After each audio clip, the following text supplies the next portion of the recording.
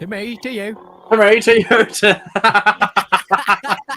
Chuckle Vision. Everybody, welcome to another stream featuring yours truly, myself, the chosen one, featuring Kanan Wolf, MMA King Kreese Jr., and Christian Cage. We've got ourselves a little Fantastic Four right here. I expect Darius will probably be joining us in short time. But first of all, how is everyone doing? And just going to jump straight into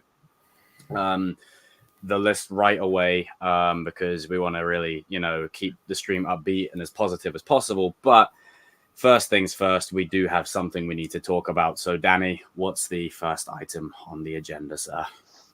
So we're going to go through this agenda, but this is going to be hard for us first. But our favorite fictional character, Apollo Creed, passed away, a.k.a. Mr. Carl Weathers. That's what we're going to talk about first. And then after that, for our DC segment, we're going to be talking about like the casting of Supergirl. Also, there's more news for all our us Kevin Conroy fans. The Suicide Squad thing, that was not his last. Whatever the hell that was, or whatever. So he got allegedly he got one or two more projects. One is actually confirmed. And then for like our Marvel segment, we're gonna be talking about X-Men 2. And then we're gonna talk about like for the second part of Marvel, Deadpool trailer that's coming out Super Bowl Sunday. Talk about the Super Bowl watch party next week. Yeah. And then we'll just do Cobra Kai images and like I said, just on a quick side note is that there's not much to really say with them, but we'll talk about them anyway because revenue. Why not? Why not? And then chat, because you guys been like really bragging about doing this Q&A thing every Sunday. I think we might make it part of the list going forward. So we still got to talk to Jacob about that. It's a nice sort of bit at the end where it's just kind of like cool to talk, Yeah. So, Mr. Jacob, go ahead, sir. So there I was scrolling on social, and it's the same, dare I say it, it's the same way I found out about JDF passing when he did. It's just scrolling on social media, and it's like, oh, Carl Weathers has passed away. I'm like, wait, what? Huh? And then I go into it, and it's like he died aged 76, was it? 76. And with any, passing, while I don't know the man personally, okay, I don't know him personally.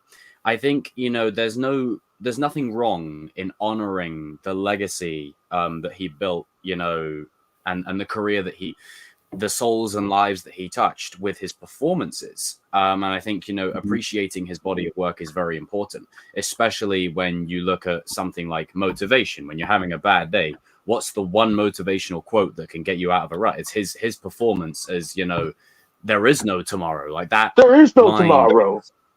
Say it again, Danny. Say it again. There is no tomorrow, Stallion. There is no tomorrow. So that line hits perfectly. But I mean, again, that's just a role. Anyone could do that, of course. But I think with Carl Weathers, you always got the sense that he was just a lovely soul. Like there was something that was quite warming about him, and that carried on into the characters he played, especially his most famous one, Apollo Creed. There was always this thing when I was growing up, did Drago really kill him for real? Because, when you're growing up, you're like, is Rocky actually like, and then you grow up, you're like, no, it's just it's not, but it's a shame. He's up there with many others now. And all I can say is that may he rest peacefully, and everyone in the chat, leave your thoughts, well wishes and prayers in the chat for him as well. Maybe share some of like your favorite moments of any character Carl Weathers has played, from Predator when he was powwowing with Arnold, or Apollo Creed, or his appearance in The Mandalorian, anything like that. Those moments as well. Does anyone else, Adam? Do you want to take it? Of course. For me, for example, like I was doing the same thing. I was just chilling last night, scrolling on my phone, and it's like, boom, Carl Weathers. I'm like, wait, Apollo Creed? Nah, this isn't happening. Come on. Like, I'm getting, like, we've got to the stage where we forget how old these people are getting now, especially because as we age as well. So, someone like Carl Weathers, JDF, or things like that, it's one of these things that I think a lot of people need to, like, I think there's too many, like, one thing I always want to touch upon on these sort of issues is I always hate the fact that you'll see someone for months and months and months like call them all these horrible names, but the minute they're gone, oh, I loved him. He was amazing. Like, can we stop doing that? Can we just legitimately enjoy the body of work for what the man was? Because that's the thing. Apollo Creed, to me, right? Like, you know, like I grew up watching the Rocky movies. I remember Apollo Creed. I remember being like, yo, why did they just do that to my man? Like, no, screw that shit. Also, he's one of the only actors in the world that can say he done a movie with Arnold and he done a movie with Sylvester as well. You know, a lot of, like, and at their peak of their success as well. So, you know, they were going head to head.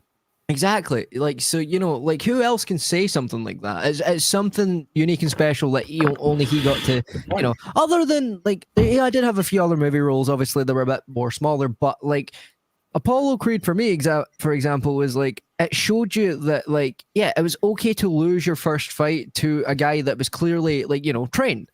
But he had such respect for you. He's willing to give you a rematch. He was such a good guy that he knew that you could win the next time around. So he would be willing to rematch you. And everybody knows the iconic scene from the end of Rocky. I think it is Rocky 3, where it's him and Sylvester getting into the ring, just getting ready, and boom! You know, like that scene is so like put in the pop culture zeitgeist to this day. That Family Guy referenced it. So many other great like pop culture things reference the man.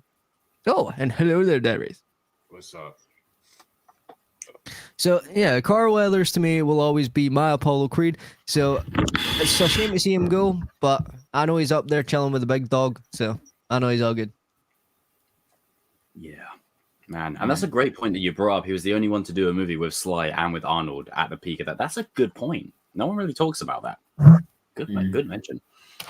Danny, sir. So, of course, you know, just to capitalize on that, what Adam said, like, Adam, you also forgot he actually did a project with Martin Cove, too. Like, he done a project with a lot of people. Yeah. So, like, you know, I mean, Carl Weathers, man, what can I say? I just remember just being like 4 or 5 years old, like, watching Rocky, like, you know, like, watching the first Rocky. I see this dude like coming, this big old black man coming inside on the stage, like with the Star Spangled Banner, like saying, "I want you, like, you know, like," and it's like, oh man, this is cool or whatever. Then I find out in the second movie, like, you know, he lost, but then they ended up being friends in number 3, and then number 4, you know, he dies, but that's all good. It's all fun, man. Let me tell you something. Carl Weathers was a big part of my childhood, man. Of course, with the Predator movie, that was so lit. Dylan, Dutch, you son of a bitch. Ooh, damn, that was how to solve racism meme. Like, I love that, man. Wait, hold on one second. Danny, you son of a bitch.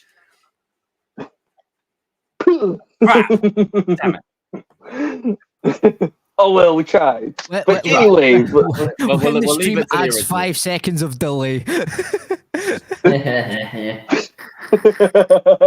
it to the originals. No, but like, dude, it just goes to show you, like, you just saw like a whole bunch of celebrities just doing their support, and I really felt so bad for Sylvester Stallone, because like when you saw that video, he wanted to cry. He wanted to like just like bust out in tears. He was holding it all back, man, because he even said that him and Carl were just like really, really great friends with each other or whatever. So, you know, that has to be hard for him to even like go up and do that, man. So, you know, the Rocky movies again, to be fair. Yeah. And so, I mean, all I can say is, you know, R.I.P. to Carl Weathers. I mean, you are a big part of pop culture, man. I know you and God are doing a little boxing match in the ring, man. So, you know, that's all my thoughts on it, bro. Love it. Darius, what's up, brother? Oh man, this one it caught me by surprise, because like he's one of those like larger than life like figures, just like the roles he's done. Like obviously Apollo Creed's the main one, who's like one of the most iconic characters in cinema, along with Rocky. Of course, Predator. even like someone mentioned in chat is Rowan Happy Gilmore. Like the guy just did like so much, like even outside of his acting stuff, because not a lot of people know he was a NFL linebacker at first. Yeah, and he was a really good player. He was an Olympic you sprinter. just brought me back to a moment where I was watching the scene from Rocky 3, and someone commented the running scene on the beach. It, like Carl Weathers was a linebacker, and looked like he was about to pace Stallone while Stallone's having an aneurysm. Yeah. It's true because he was a linebacker and an Olympic sprinter. Like the guy was. I can't to reel it in. No one else. Like he was a real athlete, and he was so charismatic as an actor. Like obviously, Apollo Creed is like one of the most charismatic and likable characters. Even when he's the villain, you can't hate the guy. I mean, he's a little arrogant, but he has every right to be. He's the best. Like, there's nothing. You're just drawn to him every time on screen, and even like in his later stuff, like The Mandalorian, he's so effortlessly like charismatic there too. And by all accounts, he was a great guy. I know people that have met him, and they said he's just the nicest person, which it kind of adds to that, and it's a real loss. I mean, a lot of actors from a generation are starting to leave us now, and it's just sad to see. And Carl Weathers is obviously one of the best. So, yeah, but I know he's in a better place now. So that's kind of the silver lining to it all. Regardless of what you believe about that, but he's in a better place. Man. It's so real, damn. And I'm glad that you brought that up about that linebacker thing, because I was like, legitimately, I got on that YouTube video just to watch the scene for motivation, and someo's like, Carl must have had to reel it in for Stallone to catch up. Oh yeah, you can see him slowing down in the. Yeah, he's like, come on. He's like looking back and slide. Danny ran so far back he went out the street. Oh man, Didn't know Danny turned into a Flash, but okay, kill. Yeah, we don't talk about that. I've seen time. The guy accomplished everything. What can you? The guy accomplished everything there is to accomplish. I mean, what can you say? He's been in so many different things. Lived a great life. I mean, athlete, actor, beloved figure. Like he was great. Overall, just a nice guy as well. Yeah. Yeah. Christian, sir. What was it like for you when you found out the news? Like, were you scrolling like me or? Yeah. Just like the rest of the lads here, I found out just less than a day ago. As soon as I was scrolling, I saw Carl Weathers' name and the year he was born, the year he passed. At first, I tried to knock myself some senses that can't be real, but as soon as I'll reopen my eyes, I cannot ignore what's already been given. It's still shocking to me just seeing it. I remember I was shocked. I just couldn't say a word that this can't be real. You just can't live in a moment that you're asking yourself, this can't be real. But the sad reality is that you have to accept what it is. Yeah. And then when I go into detail how he actually passed, it actually relieved me a lot more. And his family he has informed us that he passed away very naturally in his sleep at the age of 76. That's good. And I could go as far as I say this was the most humane and the easy way to go for any human being to go. You know. I've seen all of his roles like the Predator, Rocky. And fun fact: my dad actually saw that movie when he was young, and he introduced me to this movie. And it's shocking. I can't even ignore the fact that we lost so many great people over the years, but now we kickstart this new year by losing another incredible, extraordinary human being like Carl. It's just a reminder that tomorrow is never promised. It was never a guarantee that tomorrow is going to be on a good day or a good day, because that tomorrow is going to be very unpredictable nowadays. This is what life is, and we have to accept its rules. This is nature, and we have to accept its rules and how it's supposed to be, no matter how much it sucks. And I learned a lot from his character from Apollo Creed. He's just one of those charismatic figures that pushes and encourages young men in the early generation to be themselves, to be better than who they ever been, regardless how the difficult circumstances they have to go through. No matter how much it hurts, you always have to push yourself hard enough to be more proud for you, but also for the people that watch you over and support you throughout your entire life. And we have seen it throughout the movies, from his films, from the from the Rocky, and now it moved to the Creeds.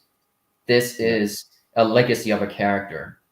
A legacy has been continued, and it will live forever for the rest of the next decade. Damn. I couldn't think of a better way to end that on a mic drop. Damn, Chris, that was powerful. But I also want to also end this on a good note too. Before I let you go any further, Chris, Apollo did say that he did win the third match when no cameras were on. So like Rocky confirmed it. He's like, yeah, Apollo's better than me, but like no cameras. We can settle that. Okay, Apollo, Rocky's the main character, but Apollo is the better fighter. Like even Rocky has admitted that. I mean, they confirmed that in Creed. It was like, who won? Yeah. Creed did. Well, Rocky's the better fighter. Apollo's the better boxer. I should say. That's how it goes. Like it's one of them things where everyone will put so much stock into like, who's better, Apollo or Rocky? Apollo or Rocky? Like it's gonna be 1 for 1. Like it's win one, lose one, win one, lose one. They're like, but Apollo just have to make sure. Like Apollo have to make sure. Like, no, man, no cameras, no nothing. Like we're doing this behind closed. This isn't for the public. This is like for us. We need to settle this. But then at the same time, if it was in different circumstances, Rocky could have easily done it too. It's just you need that person to keep you. You need that person to keep you on your toes. Yeah. But Apollo is. Yeah. You never saw, like Rocky said, like, Apollo's better than me. It is what it is. Like, one of my favorite moments from the Rocky franchise is when Clubber Lang tried squaring up to him, and he pushed it. He's just like, "Just stay out of my face, champ." I'm like, "I'm sorry, Mr. T. No, Apollo would have beat your ass." Like, no. Yeah, if that was prime Apollo Creed, Apollo would have took him out within 2. I'm sorry, Apollo Creed is definitely beating up Mr. T, especially when one of his most iconic lines is from the A-Team, which is, "I ain't getting on no plane." So I'm just saying, at least Apollo can fly. There's also the other part where it's like, "Just stay out of my face, chump." And then like he pushes him. I always find it funny when he pushes him. I'm gonna get you. I'm gonna get you. Out of nowhere. He's just like, his hair moving back and forth, and there's just chaos in the ring. I'm just like, let him fight. Keep in mind, we never saw Apollo in his prime. He was old even in the first Rocky movie. So that was him like at the end of his career. So that's true. I was just gonna say, he would have been. Do you think he would have took out Drago easily if he was in his prime? Like, definitely. Not definitely. Not easily, no, but he would have taken him out. I think he could have beat him like Rocky could have. Like Drago's still a fight, but Apollo would have beaten him. See, I don't know. It's hard to actually understand the power balance then, because we never actually got to see him in his prime. Maybe he was that good at. We could have been better. We don't actually really know yet. We just know that he never lost before Rocky. It's like one of them things where more of the fights are predicated on balance, And in that fight that he had with Drago, it was like he was cocky, he was arrogant. Drago was juiced to the gills. It was like it was two different mentalities. One went in there with the objective of "I will kill you if I have to." And the other one's like, "Oh, America, yeah." Put on a show. He's put on a show. Man, that scene was heartbreaking, man. Yeah, indeed. Either way, I just wanted to put my hats off.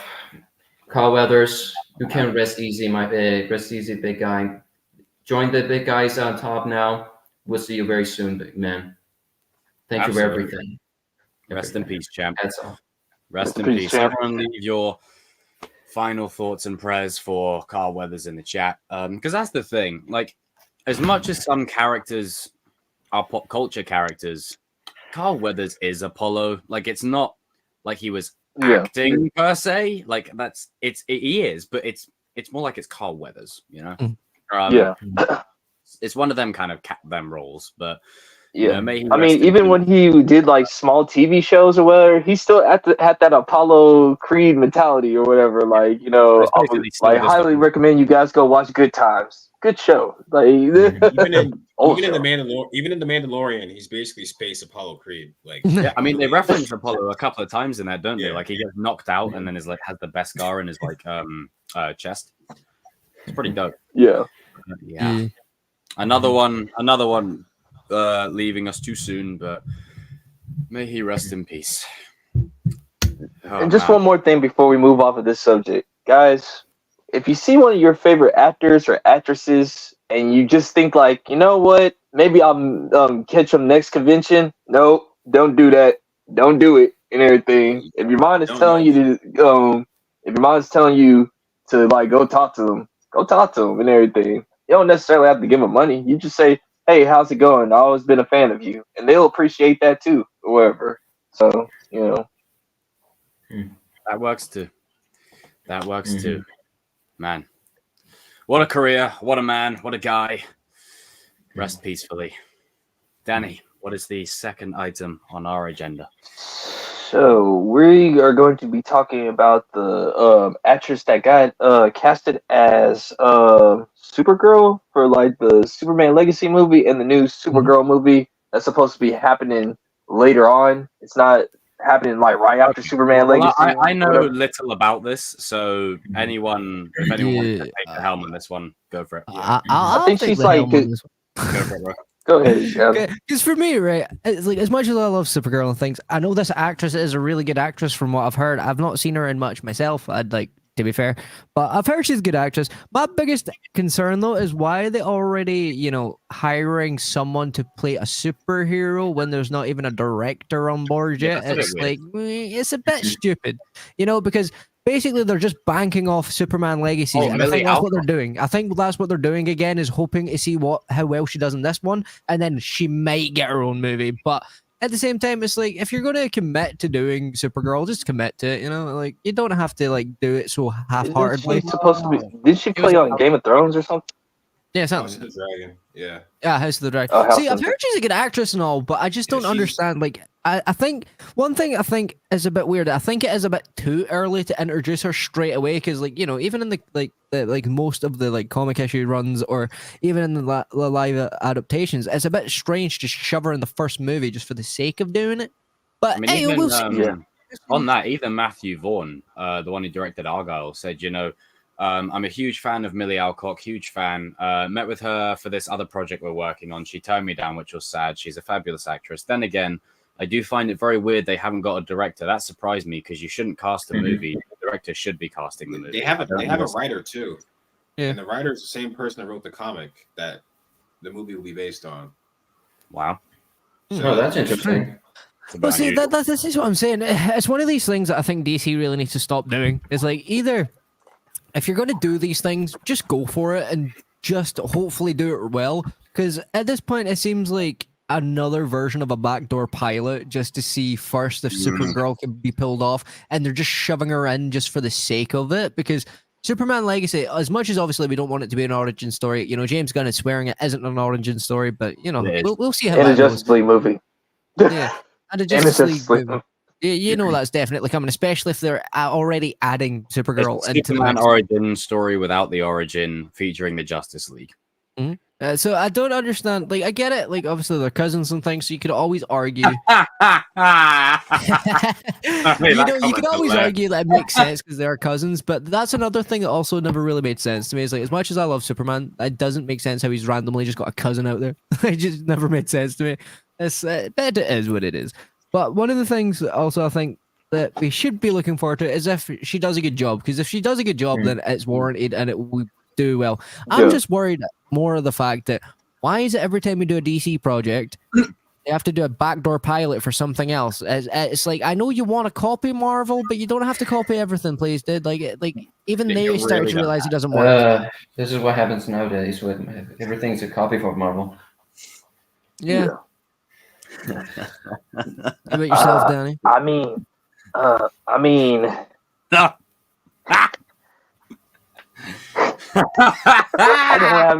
I have no words to say other than like, you know what? At this point, I can't. I'm not gonna comment nor say it's gonna suck, or I'm not gonna say it's gonna be good. It's to the point of let's just see what James Gunn is gonna do.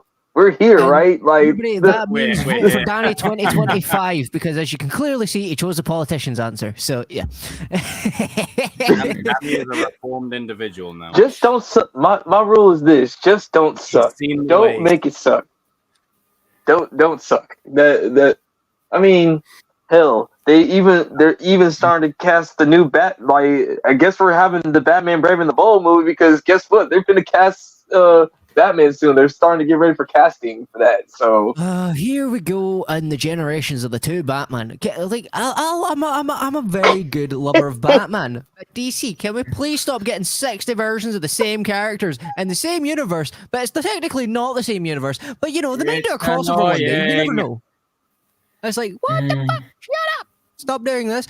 Move on from it. You know, I thought you would have learned from DCEU, but I guess we'll see. You know, we'll see. I know James Gunn wants to do his own rendition of the Batman, so let's just hope he doesn't do a self-insert like most people do these days, because I do not want to see a self-insert Batman movie. I'm sorry. I do not want to see Batman sitting driving about in a Batmobile saying, "My golly, Robin, look at that girl's feet." Like, wait, what? What? Danny got it. No. Please. That's what I'm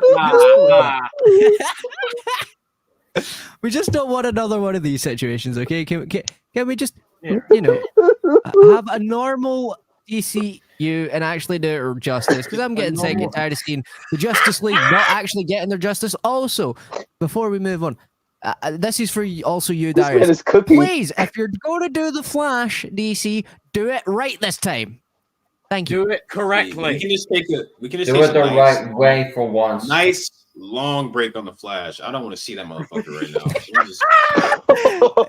You know when you've turned your biggest Flash fan against the character, you've done something wrong. Like, what if James Gunn comes out tomorrow and he's like, "Do you know what, Darius?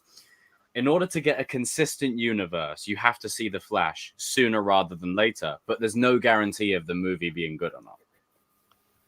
I don't want to see that shit, bro. I'm gonna tell you right now. The Flash 2003.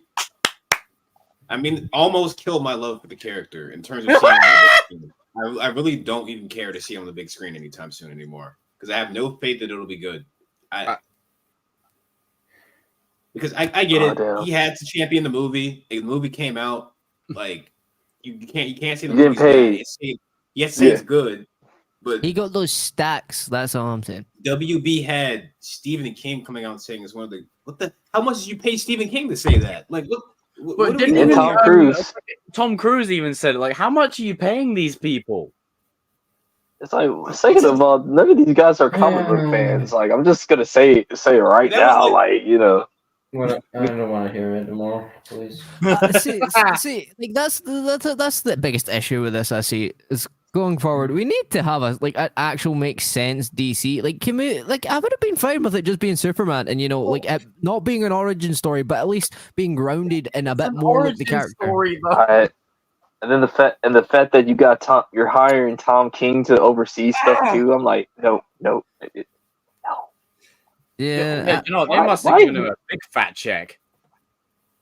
Or they're You're just going part in of the that wrong very, way. very Like, unique and abstract religion. Well, you know, to be fair, Tom King has done really good things in comics, and he's also done really bad things. It's really even Darius, I'm to the point of like I can't keep on having an up and down universe anymore. I can't do it no more, man. Like, can I get something consistent to where like I just want consistency. I just want some consistency, man. Like, I just want good characters. We just got out of a universe not too long ago with no consistency. Like, I don't need another guy to pick up no consistency.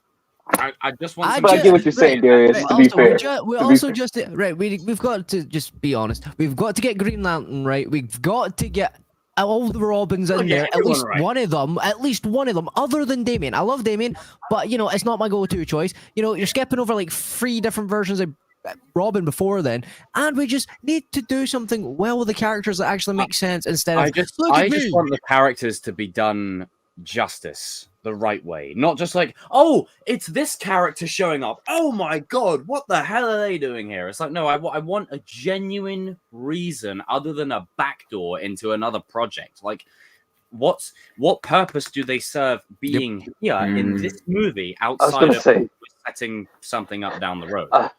I want to apologize to Darius. Darius, how do you feel about like Supergirl being casted? We didn't get your thoughts, and we haven't got Chris's thoughts. Sorry for going on that tangent. I apologize. That's fine. I am familiar with the actress from House of the Dragon. She's really good and great show, by the way. Millie Alcock, great.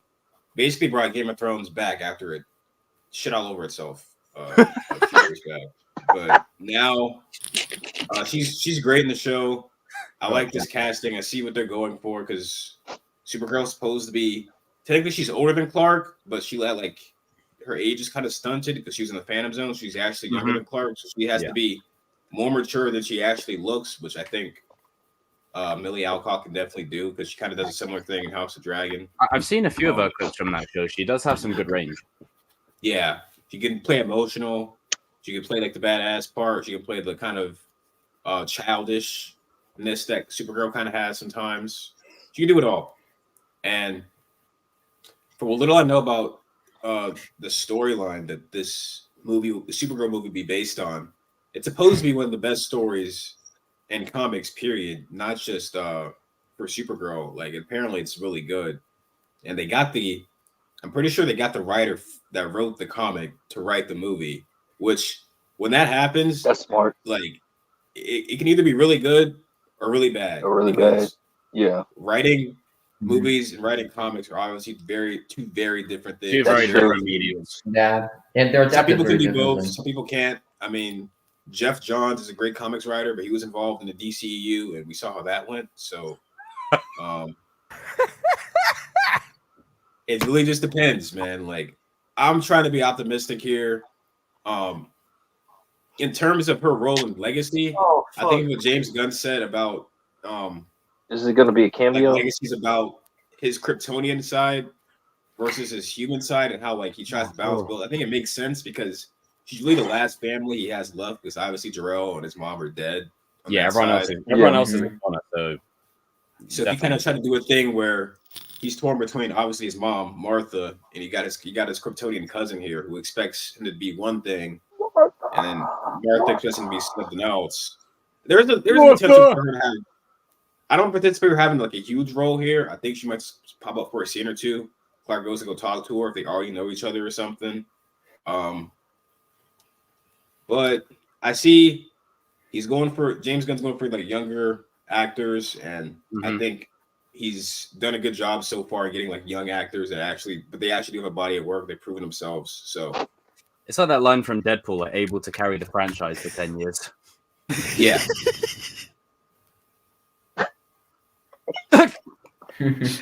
So I'm cautiously optimistic. He's done a lot worse with the casting. Yeah, they could have done way worse. Regardless of whether it's good or not, I think she's going to do a good job. I think from what I've heard, like in terms of the casting, like, you know, because I don't know too much about her other than like what you guys have told me, what I've seen, and from what I've seen, like in terms of casting, solid.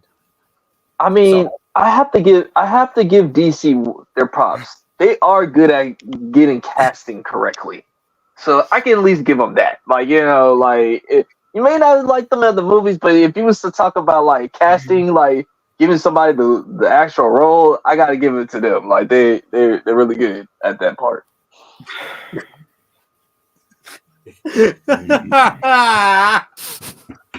I'm sorry, I'm finished. Well, that's one way for you to laugh.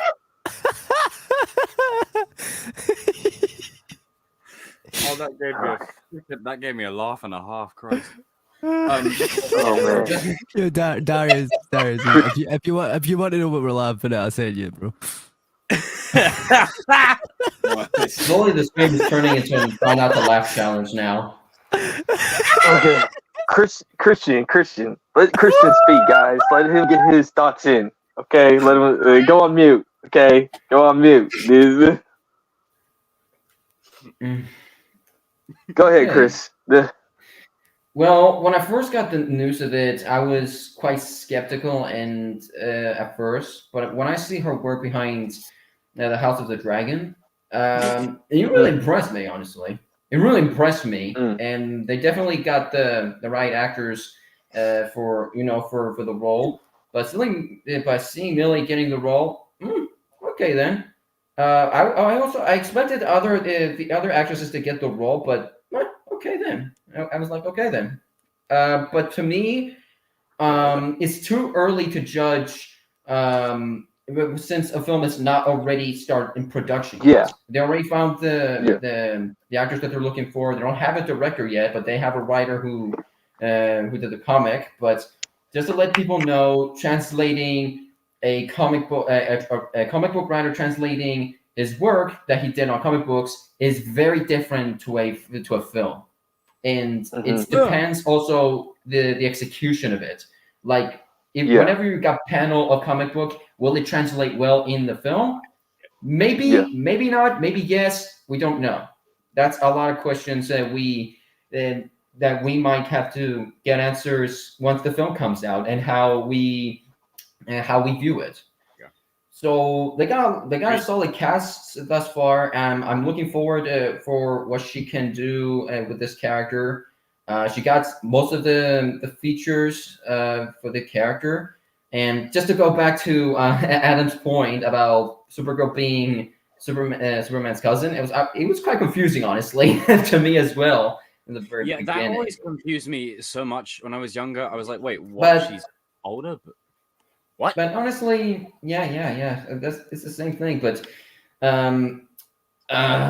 God, this is going to be a hard one. Will she even top Melissa Benoist as Supergirl, for God's sakes? Melissa was fantastic, but I suppose when you look at Millie, she from the pictures that I've seen, she does.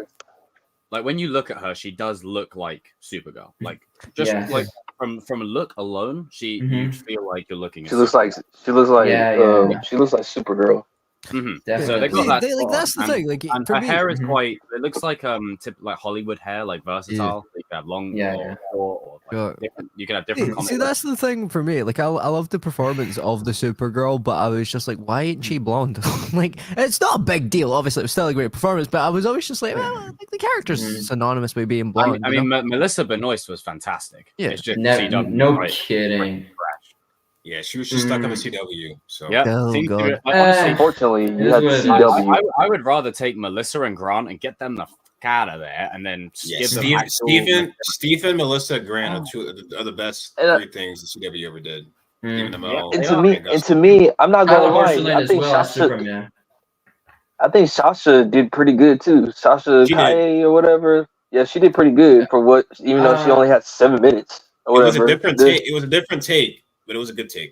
It was all right. I just think that, on that, and I always bring it up every now and then, but I think Amel did such a great job with Arrow, and Grant did such a great job with Flash, and Melissa did a great job with Supergirl. Manu Bennett did amazing as Deathstroke. Like, some of these guys, you could just keep them. Like, I'm just saying, like, there's just the CW writing that's trash, but I think they the actors would be tired of the role. They want to recast. Yeah. Also, they're a lot older now as well, so it'll be harder for them to like do like a more of an origin story. Also, it's just unfortunately it comes with the CW skin or whatever. Like when you hear CW, you hear like I will never ever forgive Crisis on Infinite Earths for having the Anti-Monitor, one of the strongest beings in the whole of DC, standing there while Sarah Lance, who can swing a stick, is like walking along like, I'm like, what the fuck are we doing? Get your ass whooped. What is this shit? Not to mention what they did to Kevin Conroy. Oh boy. Oh god. Oh no. Let's not get into details. Seems like a theme these days, isn't that right? Darius, you get one. You get one. Isn't that right, Rocksteady? You get one with Kevin Conroy. You get one. You get one. That's the thing. Like, I think the worst part for me is like I like the first Tom Welling. What the hell was that? The fuck was that? He gave up his powers. Don't even get me started on Brown and Ralph. You make him Superman again, and then you get rid of him, and we've got freaking what's his face? Choi. Because they're trying to keep weren't they trying to keep the Smallville canon alive with the Crisis on Infinite Earth, saying like, oh, he'll never wear the suit. Clark gives up his powers, man. What Crisis on Infinite Earths it was just a cameo fest, right? For every Marvel fan now, it's like, oh, a cameo. I want to draw your attention to this crossover. The first 5 minutes were filled with cameos from across the DC multiverse. Of people just getting bumped off one after the other. Even freaking the original Robin that's like, holy crimson skies of death. Burt Ward pulled off as well. Like, it's like, you just cheap nostalgia. See, like, the thing that really annoyed me about the CW things is that the show started with promise. Some of the show, like the first few seasons of the shows, were actually decent. Seasons of Arrow and Flash weren't. Yep. Yeah, it's the CW. No, it's the CW like trying to trying to keep the franchise going when it just needed to die. Like Smallville ended in 6 seasons. The first 2 seasons of Legends and the first 2 of Arrow and first 2 of Flash were not that bad. Arrow's even weird because Arrow, I think it was season 4 was really bad, and season 5 was great. It's like good again, and then it went. See, the thing. I believe this. Flash season 3, Salvador is one of the best ones. Yeah, Smallville this is when you knew Smallville needed to end. Like as soon as they introduced Lois Lane and Chloe as being cousins, I'm like, no. The Arrowverse as a whole needed to end. As soon as like Arrow was finished, I tried so hard to keep watching the Flash. I tried so hard, but it was just like, we are the Flash. I've seen a really good point on this. It's because they tried to do another Smallville with all of all individual. Yeah. Because you can't redo Smallville. When you do it good once, doesn't mean you try to do it again with smaller shows. But the other BS is when Arrow was killed off, right, and he became the Spectre, they made the Justice League roundtable in some random warehouse. You got Black Lightning on there, you got Martian Manhunter. It's a pretty cool assembly. It's a good lineup. It's a good lineup. Like, it's a decent lineup, I feel like. A good 7 members. And they did fuck all with it. Yeah. And then they gave us Batwoman. And don't even bring that show up, man. Yeah, okay. Can we move on to the next topic? I want to talk about that one. Yeah, next topic, please. In the legend has it in the Jedi archives of my channel, there is a reaction to that Batwoman trailer, and you know the bit where it's like, here I come. Ah, shit balls, really? Also, DC, can we get Green Arrow on the big screen? Because yes, please. Bro. Can we actually get? One. Can we also get all of it? Can we get Oliver Queen properly, please, and not just a Batman version? In the crossover where Arrow dies, like saving the planet before he becomes a Spectre. Apparently, that was meant to be a scene where both Green Arrows were together. So Justin Harley's one and him. But they couldn't get Justin for the scene. So it was just him. See, I just think we should get a decent Oliver Queen for once, and not one that's just molded off of Batman. Yeah, but the only reason that happened is because CW they don't know comics, so they just go based off of because my thing with CW is it's like why are you guys is the Green Arrow taking on Batman villains? Like, what is going on here? Like, what? I mean, they couldn't call him Green Arrow until like 3 seasons later. They had to call him Arrow. CW had weird rules, bro. It was weird. Yeah. Also, for the DC people out there, if you need a good Green Arrow, a funny, sarcastic, blonde man, there's 2 right here. Me and him over there. Hey! I mean, hey. I was just about to say, there's so much role than everybody. I can do it. Just say, like, Adam, I don't think I could have made the Green Arrow.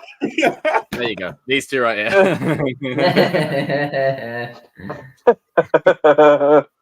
No, you can be John Diggle. Oh, that is definitely John Diggle. I will say this though, despite Arrowverse being what it is, like creating Diggle was the best thing that they made. He's canon in the comics now. Diggle was awesome. I mean, Diggle was a badass. I'm sorry, dude, because like even the guy that created the Arrowverse says he even hates it himself. Like the guy that made the Arrowverse even like confirmed, like, nah, I hate my universe. It's pretty crap. Wait, what's it? Wait, what name? The guy that made the Arrowverse, he doesn't even like it anymore. Like he kind of just like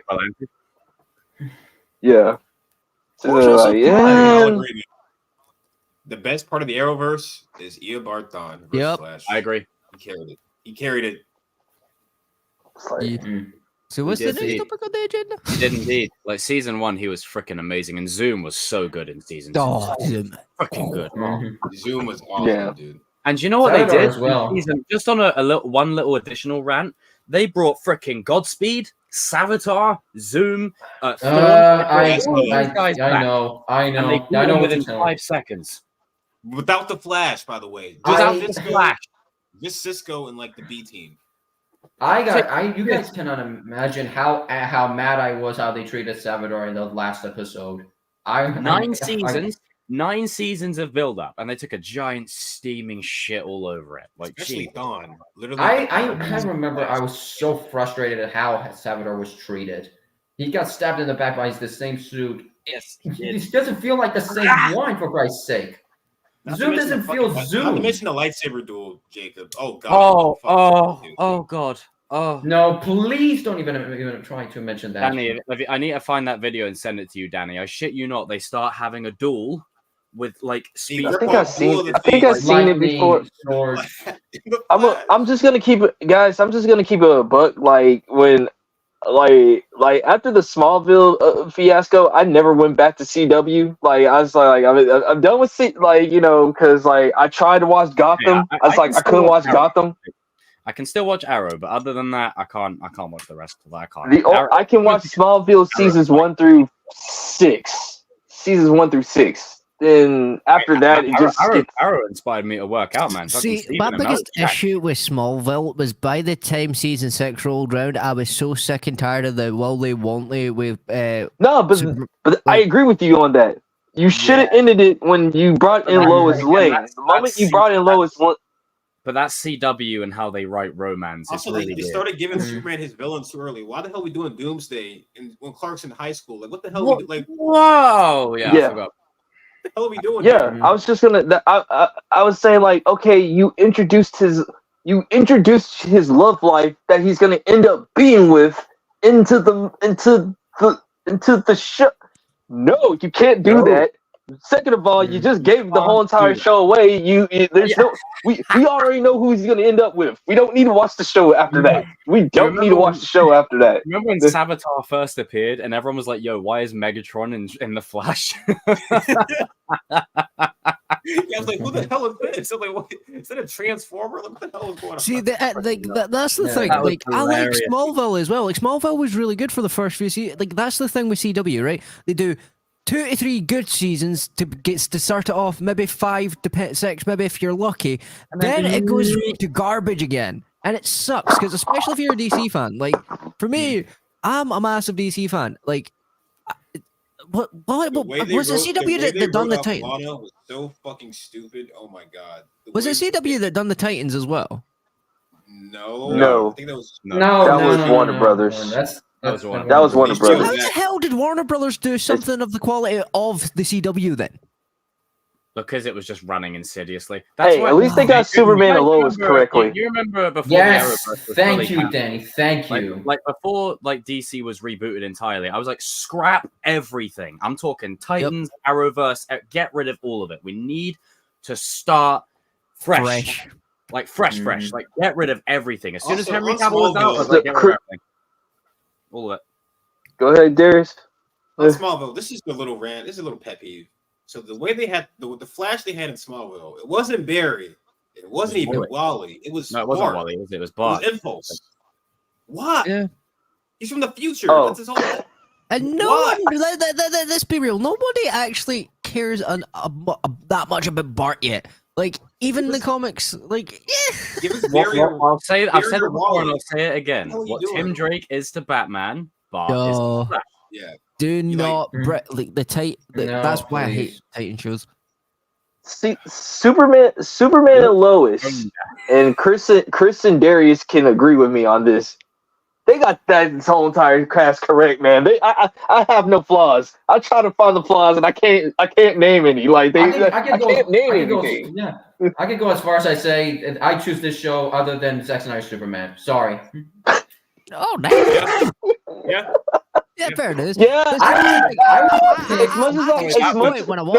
as much as I love freaking Henry golden. Cavill, Someone I mean, you can argue somebody. for Someone Old Boy for clip that, Superman and please. Lois is better.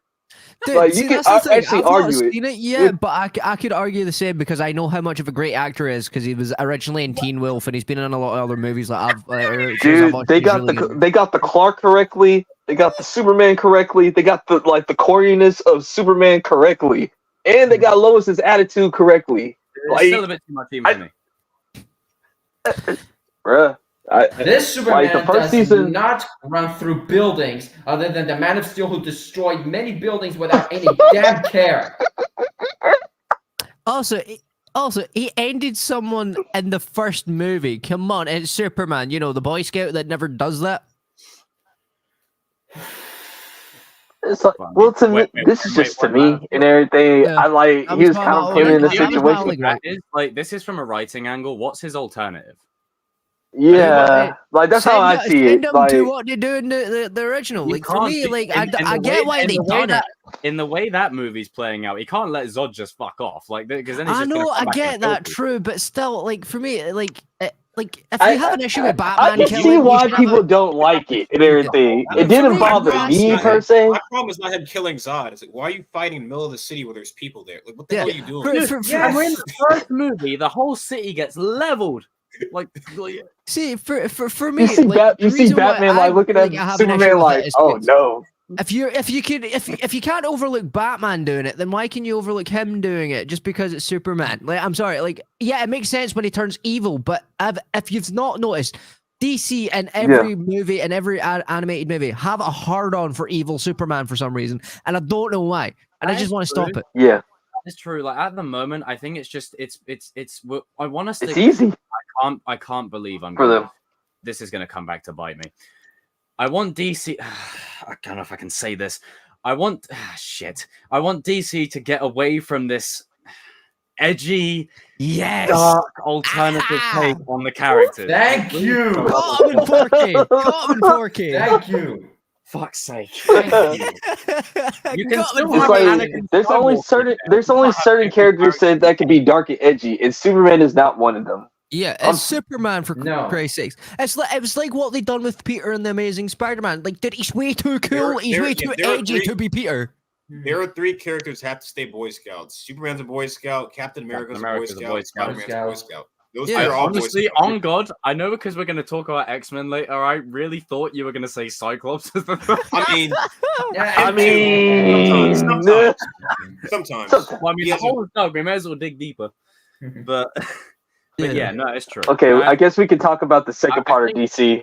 We can add that onto a future list as well, then. Yes, future That's list. a great discussion, though. I blame Okay, Homelander but for Boy that. Scouts, Mhm. people that need to stay Boy Scouts, got that. It's inside my head. We So know the it. second part, the second part of this segment is we're actually going to be talking about Kevin Conroy. God bless his soul. He was the GOAT, voice of Batman. But He is unfortunately, Batman. Not even just a voice. He was Batman. spoiler alert!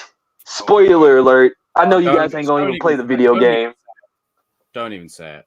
Harley Quinn kills Kevin Conroy's Batman in the video game or whatever, and it ain't even Arkham earned, Batman. and it's canon to the Arkhamverse. So yeah, that's the last part. It's the Arkham Batman as Not to well. me, it's bad.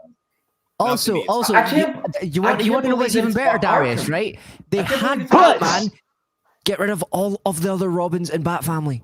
But we have a grace period because there is a God. Okay, they said that this is not the last part of Kevin Conroy. People, they said Thank that he's God. still got Thank 1 God. to 2 projects left or whatever. So Thank like heaven for on that. Christ's sake. so like it's already confirmed for Crisis on Infinite Earths, the animated movie Yeah. series. Oh, no! It's gonna be Oh no. it's gonna be on part. It's gonna be the part 3. So like no, he's no, gonna be- no, no, no. Oh, we know. Let's what just And Let then- me finish for once. And then the second part is now you guys remember the Cape Crusader, the one that J.J. Abrams is gonna do. They said that he did some voices for that too. So those are the last 2 projects for Kevin Conroy. Do you mean to tell me, right? Just on a side note, one of the greatest gaming trilogies in existence, Yes. the Arkham, or like the Coin trilogy, the Arkham like universe. It's canon to that. Yes. Yep. And the worst Get part that is, fucking shit out of they here. actually have a line of dialogue that basically just confirms that Batman offed every Bat family member on his own. There's Killed them all. yes, Tim Drake's Kills them all. mask is lying on the floor, covered in blood. He kills them all. Character assassination. Dude, What? you think killing Batman was horrible? They had Wonder Woman killing just missed the Superman. whole ending. You had like the Suicide Squad killing Jon Stewart, and like King Shark is a Green Lantern now or whatever. When this game was first announced, I just thought it would be a fun little take on like, hey, what if the Suicide Squad had to fight the Justice League? That's all I thought it would be. Not literally pissing on the legacy of the Arkham verse. Basically, what happened? Brainiac, like I thought so. Brainiac like controls them. He like makes them like evil versions of themselves, and there's no way to bring them back. So they just start killing them all. That's basically what happens. Oh, no. And the first title says it all. DLC, The which title is the says it cake all. on the top, is it's Joker. The DLC is Joker, and he looks Multiverse nothing Joker, like the by the Joker. way. 'Cause Arkham, Yeah, multiverse. This is also supposed to spoiler be an alert. alternative version of the Arkham Joker, by the way. Spoiler alert! We're If not- you haven't played Arkham games, Arkham vs. Joker's dead. By the way, Yeah, he's dead. this is a different- Yes, he is. Yeah. Yeah, What so are this you is doing an- over there? So there's an Earth 2 This Joker is not the that's same supposed developers to be from like, Rocksteady. They're not the fully original went insane developers are yet. gone. So yeah, this is The original developers of Rocksteady, they're already gone. Well, these are They new left. developers, and it's just the same thing that happened years ago. Why? The original devs that have so much passion in gaming are gone, and now they're being replaced by newer ones. This irritates my bollocks because right here, every time we take one step forward, it's 5 steps back. With every avenue of DC, so between Warner Brothers and Sony, I think it's just a competition of dumb and dumber. Yep. Like these two are freaking stupid. Like honestly, I don't. Well, why does this keep happening in every level? It's just like Maybe they do have a Lloyd working at their studios from Dumb and Dumber. It would make a lot of sense. They've got to be trolling at this point, right? But the fact that they mistreated Kevin Conroy's character, bro, like. How you gonna do this, man? Like we said earlier on, I'm not. I don't know if I can blame. I don't know if I can blame WB for this one. This seems like This seems like just Rocksteady. Just I don't know what the hell. I need research. It is Rocksteady, but it's not the same developers like the back then when they make. Yeah, they have basically new all the devs. original Newer ones that developers left, actually and they brought in a have bunch of their new own people. So it's basically LucasArts, EA. Yes. Yeah, essentially. But still, without Kevin Conroy, Harley Quinn doesn't exist. Thank you for sending me that video. You're welcome, but it's true. Like that's the thing. Like Harley Quinn does not exist without Kevin Conroy's Batman, which makes no sense. Why she gets? They said their fucking reasoning for it was, she needed her moment to shine. Motherfucker, she's been shining for the last 6 years. She's in everything. She's got her own show right now. She's got her own show, she's got her own movies. Got her own movie everywhere. too. She's in every Batman animated. I'm gonna tell you what Harley Quinn is. She's like The Rock at the moment for me. Okay, when you just think Cody Rhodes is gonna finish his story, in comes The Rock to take it from him. Don't even get me started on that either. It's like, it's that kind of and the thing is, guys, don't we like Harley Quinn? She's cool. Like it's cool and all, but Harley is a great character when done right. But come on, man, come on. Without Batman the animated series, she don't exist. Like you don't do that to Kevin Conroy. You don't kill Kevin Conroy. No, you don't do that. You could have just injured him and just we could have left it right there. But no. I have seen this argument a lot. I'm going to express my arguments. People say it's called Kill the Justice League, so you should have expected it. Yes, I get that. But that's actually I don't mind you killing Arkham versus Superman or Flash or whatever. I don't care about that. I really don't care. Like that's whatever. But can Batman be the one like that helps them do that or something? He helps. Then it's in line with the character that we've grown with through the trilogy. Or the Batman's the last survivor, maybe. I don't. There's something, and obviously they didn't know Kevin Conroy was going to pass away, so they didn't know that. That's what I thought they were going to do. No. That's the same thing I was going to mention because nobody could have foreseen Kevin Conroy's passing, and that's the same thing that happened in John Wick for the actor who actually played. Well, the thing I was going to say regarding the game is that we know that Batman keeps tabs on every Justice League member, right? Yeah, and Suicide Squad member. We've all seen that clip. He has contingencies on everyone. So I thought they tried to use that as a plot line as well, and they done it terribly. They used his plans to kill all of them. Yeah, in the game. Also, Tristan, I want to say something on this. I'm gonna be devil's advocate here. I'm one of these people that never fucking wanted that to happen because one, Roman's boring as shit. Second of all, The Rock is only The Rock these days. It's all he does. If I wanted to see that match, it would have been maybe a few years ago when actually, they had promise. Not when it interferes with Cody Rhodes' story, but anyway, it's or CM Punk's, even though that was because of an injury. But it's like CM Punk's injured. Let's bring in The Rock. Yay! Yeah, he tore his tricep during the Royal Rumble. Mm-hmm. Sadly. But yeah, man, I don't like it. I don't like it. All they had to do was make it another universe that's kind of like the Arkham universe. That's not, and no one would have cared. The worst part is you could have made this non-canon. The asylum from Arkham. I would be less annoyed about it if they just made it non-canon and just like Deadpool kills, just like the comic. Deadpool kills the Marvel universe. It doesn't. Yeah. Why don't they just do a Gotham Knights and pretend it doesn't exist in the same universe? Well, I'm just letting Rocksteady know. I'm letting Rocksteady know that no one is gonna make this canon. Like people that are hardcore Kevin Conroy fans, it ain't canon in our. I just want to say this: alongside Kevin Conroy, as much as the Spider-Man games are great, you have people that live and die by the Arkham games. Yeah, it has a very passionate fan base of people that aren't necessarily huge Batman fans or lore nuts. Like they love this. Great games. They love those games.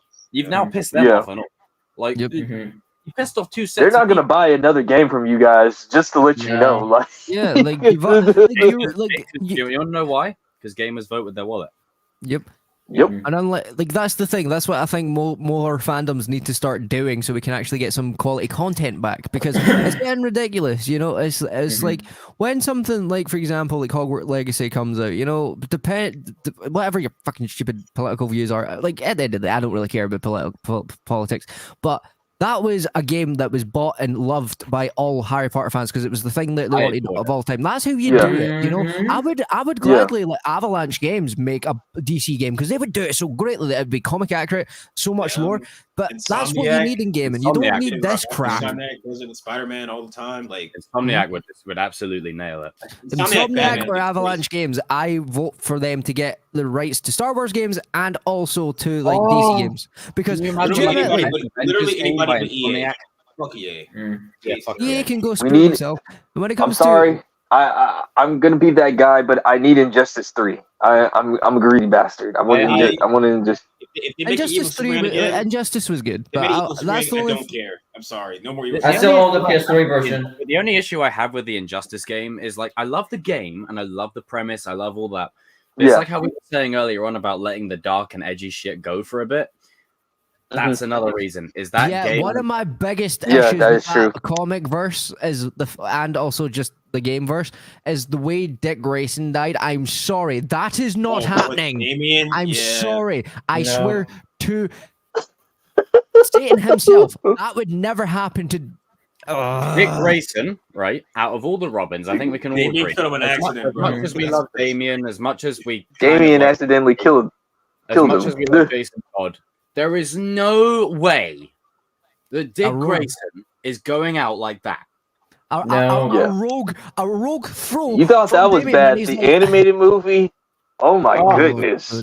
No, this is what I'm saying, right? Like, you do not do this to this boy. Like, seriously, if you actually read the comic run right now, he's on one of the best comic runs of all time, and it's so good because they love just screwing over Dick Grayson. It's only in live action though. In the comics, he's doing bets. He's doing better than Bruce in certain aspects. But when it comes to animated or live action, characters are not getting their due. Like Darius, you were the Flash, you were Dick Grayson. Like they're just not getting their shine at all. Like they're just getting. Well, you know, the one person that I know the answer, but I'm not gonna say it on here just because I don't. It's like Darius said on that one stream where he's like, I guess I'm the Cyclops of the streams. I'm just getting disrespected, shout all over. You remember we kept cutting you off. No, but see, I'm that's just the saying. thing. I know why the comic books suck, but I'm just Yeah. saying, like, We But see, know the you thing guys for know. me, right, is that They they've definitely got know to get why. over this. They need to. They need to move on from not allowing our like characters be our characters, because otherwise they're just going to have nothing to sell to anyone anymore. It's like, I'm just and you know what's gonna happen is the Japanese just say like, hey, American guys, you want to come and buy anime and manga over here? Yeah, over here. Like, You know, with better that's- storytelling, better motivational stuff. You know, it doesn't have any politics in it. You know, the stuff that, you know, movies weren't supposed to have. Yes, at one point, if you go back to the 40s and the 50s when it first originated, yes, it made sense. But now, when you go to a movie, the experiences the ones that you remember the most, right, are the ones that, you know, helped you escape reality. You know, we don't want to be sat in reality whilst watching a movie in reality. With that conversation, like, you know, it's always about balance, isn't it? The politics have always been there. Like, they've always been there. Yeah. It's just a matter of how much you get ham-fisted hearing. Like, Make it movie politics, not real life politics. What the hell is wrong with you? I'm really asking. Like this whole segment can be summed up with this right here.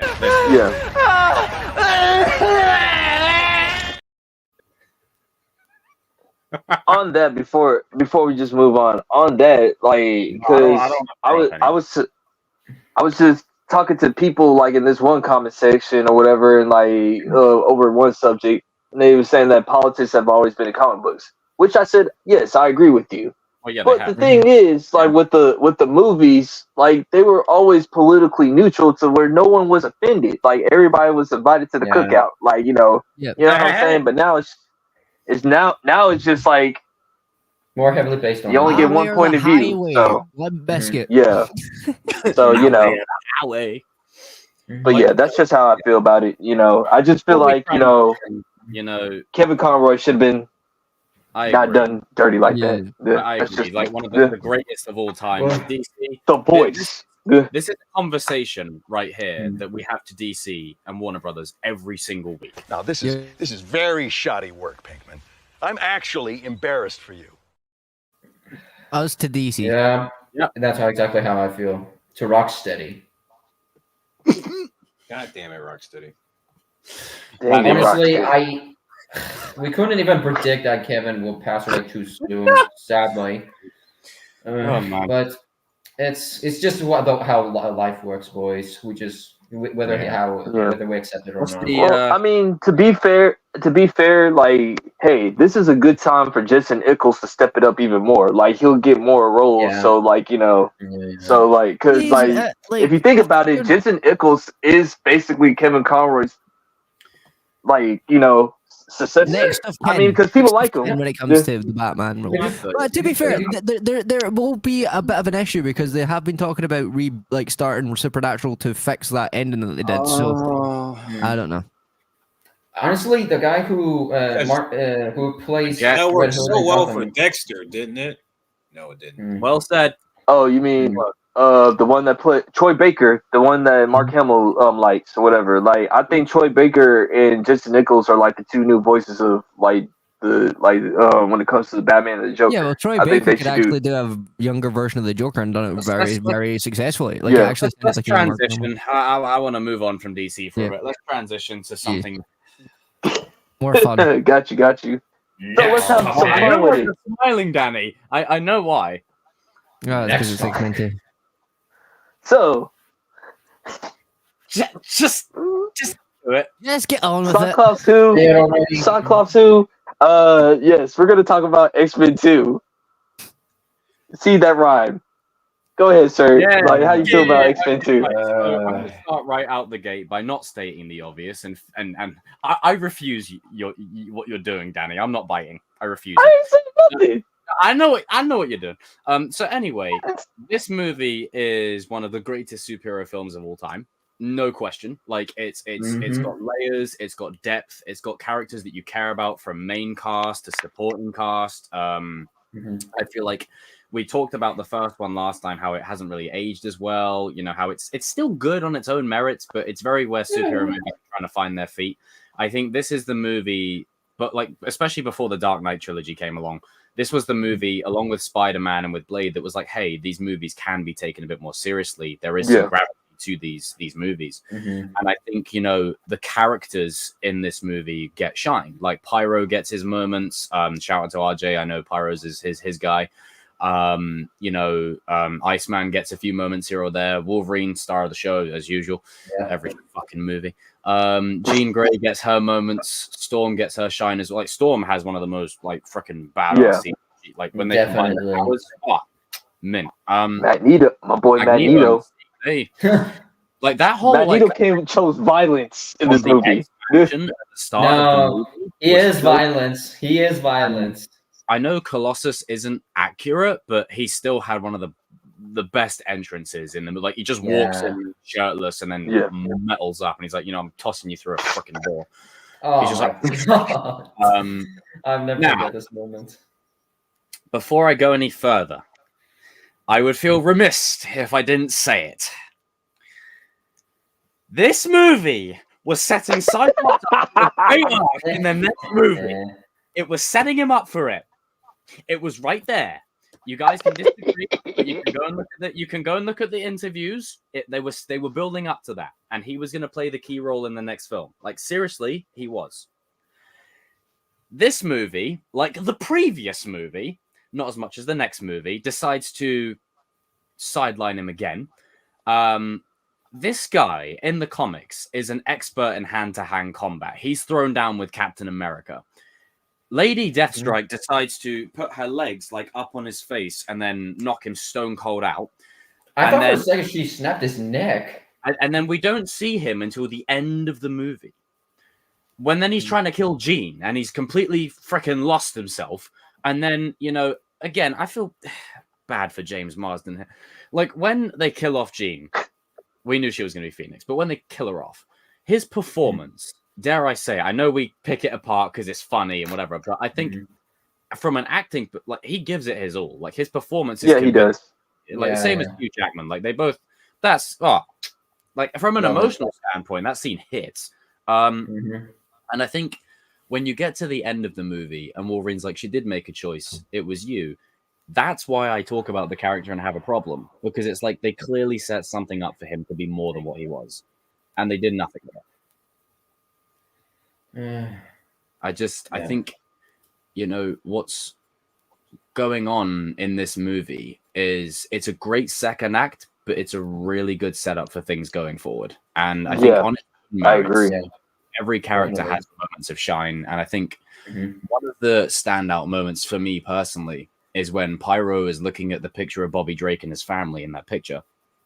And then, you know, he's just like looking at the frame, and it tells you so much by saying so little. And there's moments like that that are threaded throughout the film that are perfect. And I think it really you start to see more of Rogue and her abilities. And then the bit where Magneto's like, we love what you've done with your hair. And she's like, so I found that hilarious. You know, I guess I'll pass it to you guys now. Like, Darius, like, what's your like fondest memories of X2?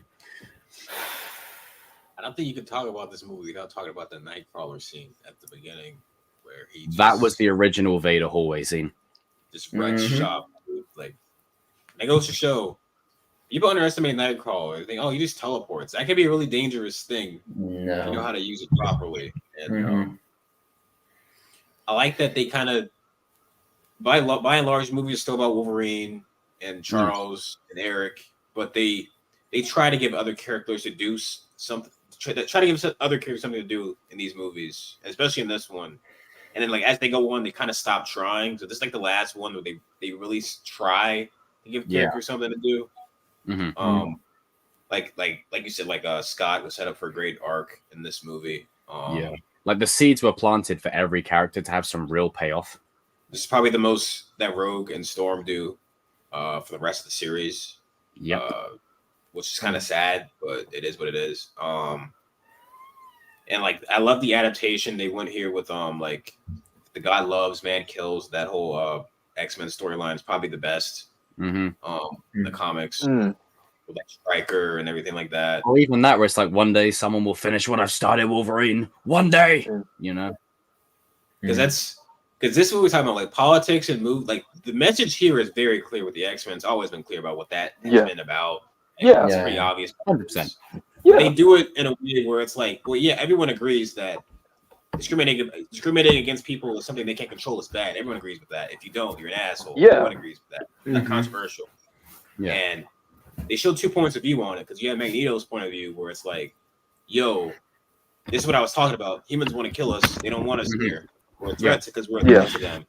And then like Charles is forced to confront that here.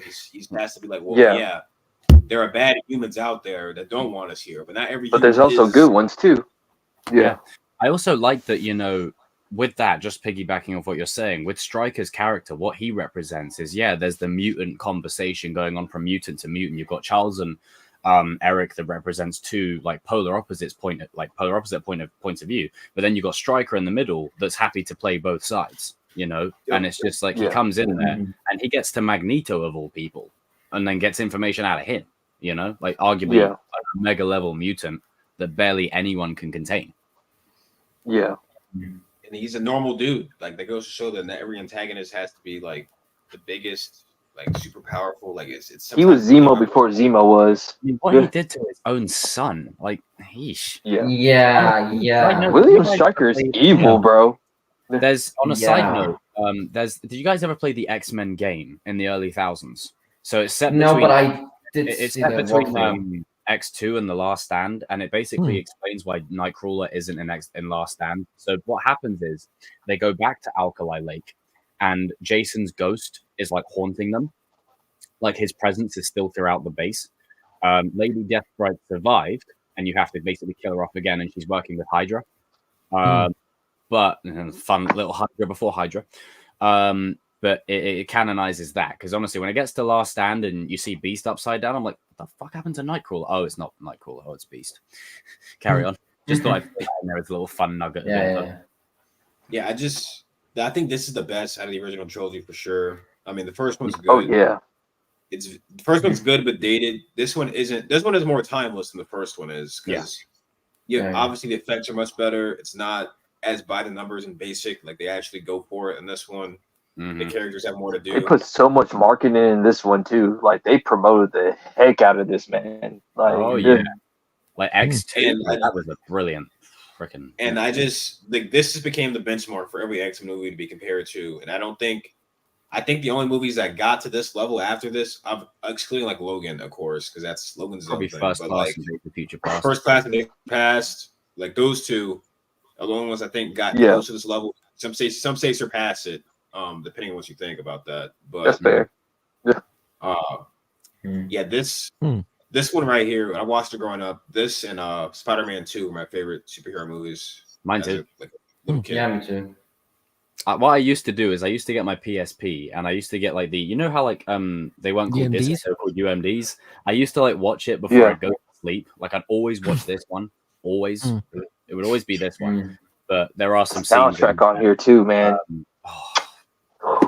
Like honestly, for when they're brought into the MCU, just on a side note, I know everyone really wants that 97 theme, but I really am a sucker for John Ottman's theme here. Like I really, because they brought it back to Days of Future. Like they brought it back for that. What I would like,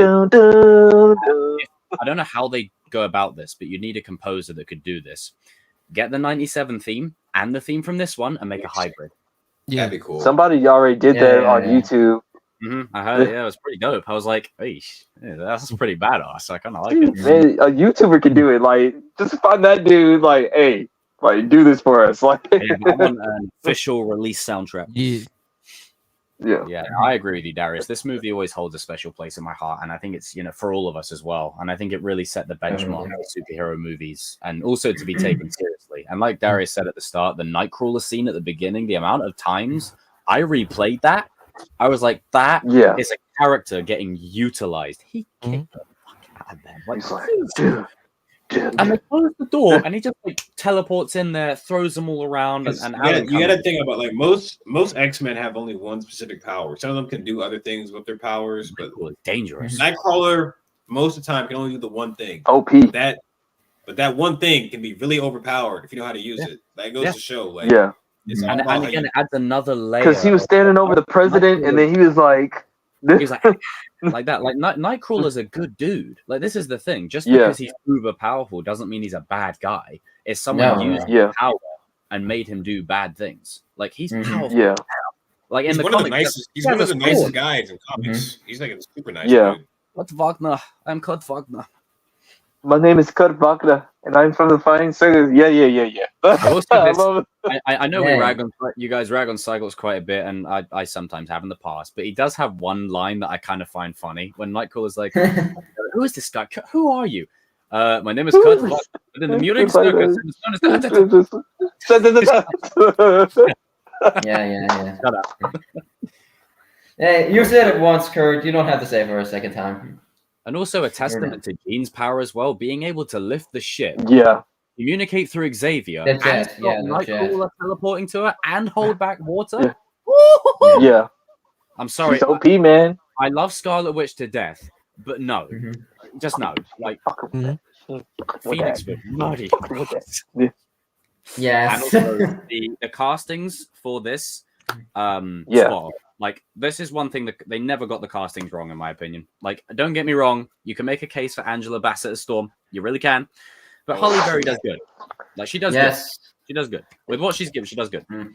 I'm not gonna comment on that. I'm gonna leave that one alone. Like I can go on a whole entire leave it alone. Next. I will go on a whole entire rant. I know on you that will. One. I know you will. I think it's Adam. Adam, I think it's your turn. Or do you guys want me to? But see, for me, I'm not gonna lie.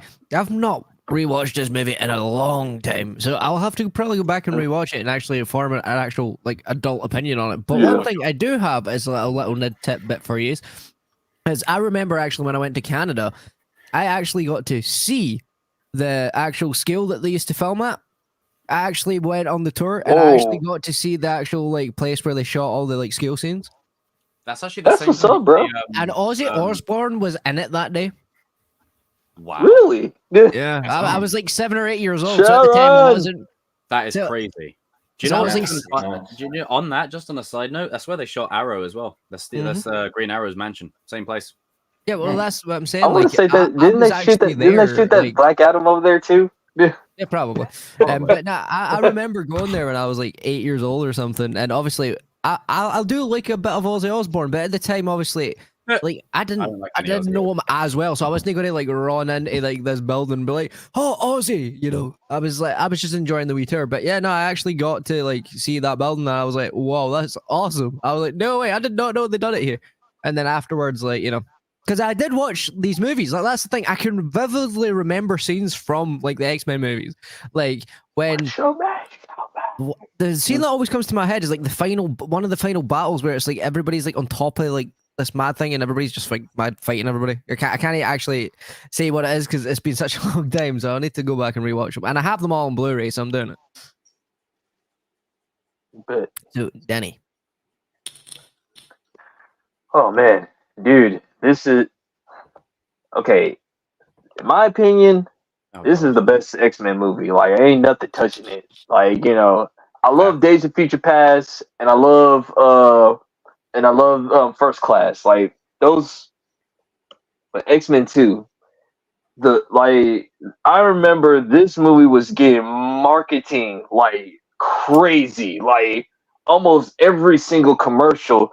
X-Men 2. You need to go watch X-Men 2. Like they were showing clips of like some of the scenes, like especially the pyro scene. They just said like we're gonna give you just a glimpse of what they were gonna do. I remember it. Like it was happening during Smallville. Like when I was watching Smallville, and they said, "Hey, we're gonna show a clip from the movie or whatever," and like you just see Pyro just said like, "I'm the most dangerous mutant of them all." That scene goes so it's like the thing about mutants on the worst one, and he's on the good side, and he's got like him and Nightcrawler. But you know, of course, I'm sorry.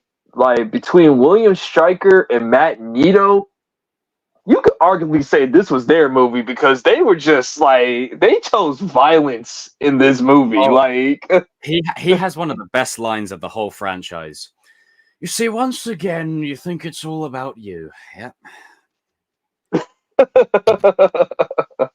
Or especially when he like breaks out of prison, dude. Like, I'm not going he's to like, CGI on it is very interesting, but you know when he's like this, yeah, and he's like yeah, levitating to the screen like this, you can see his smile. yeah. He's like he says, sit down. No, like, Patrick and He Ian said- have such a great chemistry. yeah. Those two right there, like when it came to casting Bryan Singer, man, I have to salute you on that, bro. Like you got the perfect casting for like Magneto and like Professor Xavier, dude. And of course William Stryker, the country boy, right there. You know, we don't like the mutants over there. No, we really don't. Like, yeah, the fact that he was just so evil, like he was like literally he was Zemo just like without like Zemo without like being like all seductive. He just straight up said it like, dude, I'm evil. I know I am, and I don't care. Yeah. Like, you know, Yeah. I hate your kind. Like, Mhm. I hate your kind. Like, you did this to my son. You guys are a threat to the human race or whatever. And yeah, they made. And this is what I'm talking about. See, you can tell a political story without attacking anybody in the crowd and everything. That's what I was trying to say the other day. If people was to listen and everything, yeah, like the everybody, like Darius said, this is the movie was talking about discrimination, but it didn't attack nobody. Like it didn't attack you or me or like if you're this or that or whatever. Yeah, they just showed it in a different point of view or whatever, and you know, it just made you think of, you know what, Magneto has a point. You know what, William Stryker has a point. Man, Charles, like, dude, how can you still like keep on saying the same thing even though that your people are getting, you know, like how they address that in the later movies where it's like, you're always sorry, Charles, and then there's a speech. Oh, yeah, especially in First Class, bro. Especially in X-Men First Class, they like him and Magneto, like, and the thing is, it just shows you that's a real friendship. Like you can have a different point of view, but you can still be friends at the same day. Because like I don't care where nobody in today's society where you have a different of opinion, that means you're at war. Like Yeah. you guys don't have love for Cyclops like that. I do. Like, does that mean I'm gonna, not, talk to you guys again? Like, But I tell you what, if something bad was to happen to Charles Xavier, Magneto was pulling up and everything. Like Magneto's pulling up with us.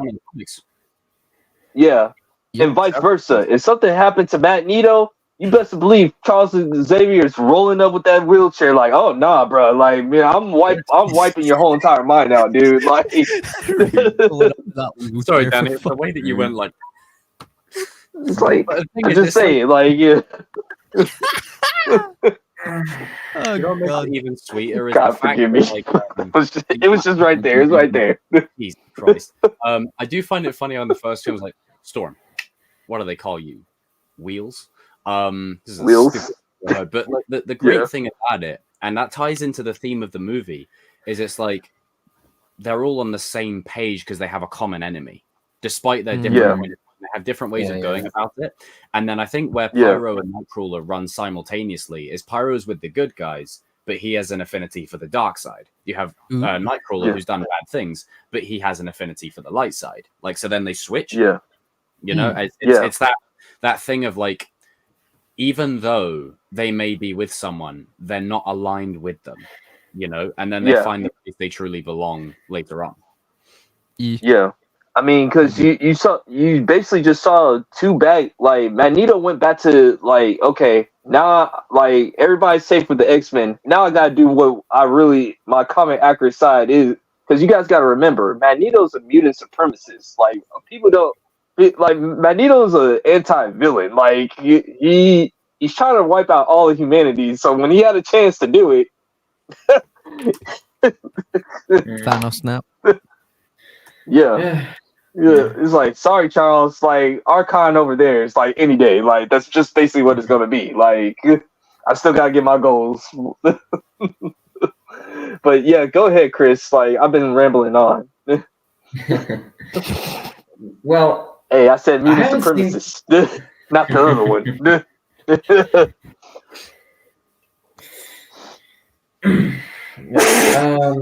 Honestly, I haven't seen this movie in a while, but since you guys give me the biggest recap of this film, I could go with I cannot say much, but I can definitely recap what all you guys said. Each and every character had their moments. But what's very interesting about this movie is how far Wolverine's character come from the first movie. Hugh Jackman, in the interview that he made in the first movie, he said that his character Wolverine now got stuck in the middle of the war between the mutants, between Magneto and the X-Men. Like he didn't want to be a part of this at first. And guess what? Who was in the middle of, in the second movie is William Stryker. And this is when the second film we see their paths cross for the first time after a very long time. The brief exchange that these two had is just you can definitely see in Wolverine's face. He's like this. He's absolutely frozen. That's the guy. And yeah, so many shocking moments. And Stryker, for what he did to his son, oh my God, what kind of human being does that? What kind of a human being does this to his own son? That's when I argue they ain't human. It's crazy how many moments this movie had. Like Wolverine actually annihilates Stryker's soldiers in the mansion. Colossus throwing soldiers through the wall, which is funny as heck, but badass at the same time. Magneto, being Magneto himself, but I'm gonna go back to King, where he said he chose his violence. Absolutely not, King. Magneto is violence. This is true. This is true. You like my coughing, just on a side. Yeah, I actually do. By the way.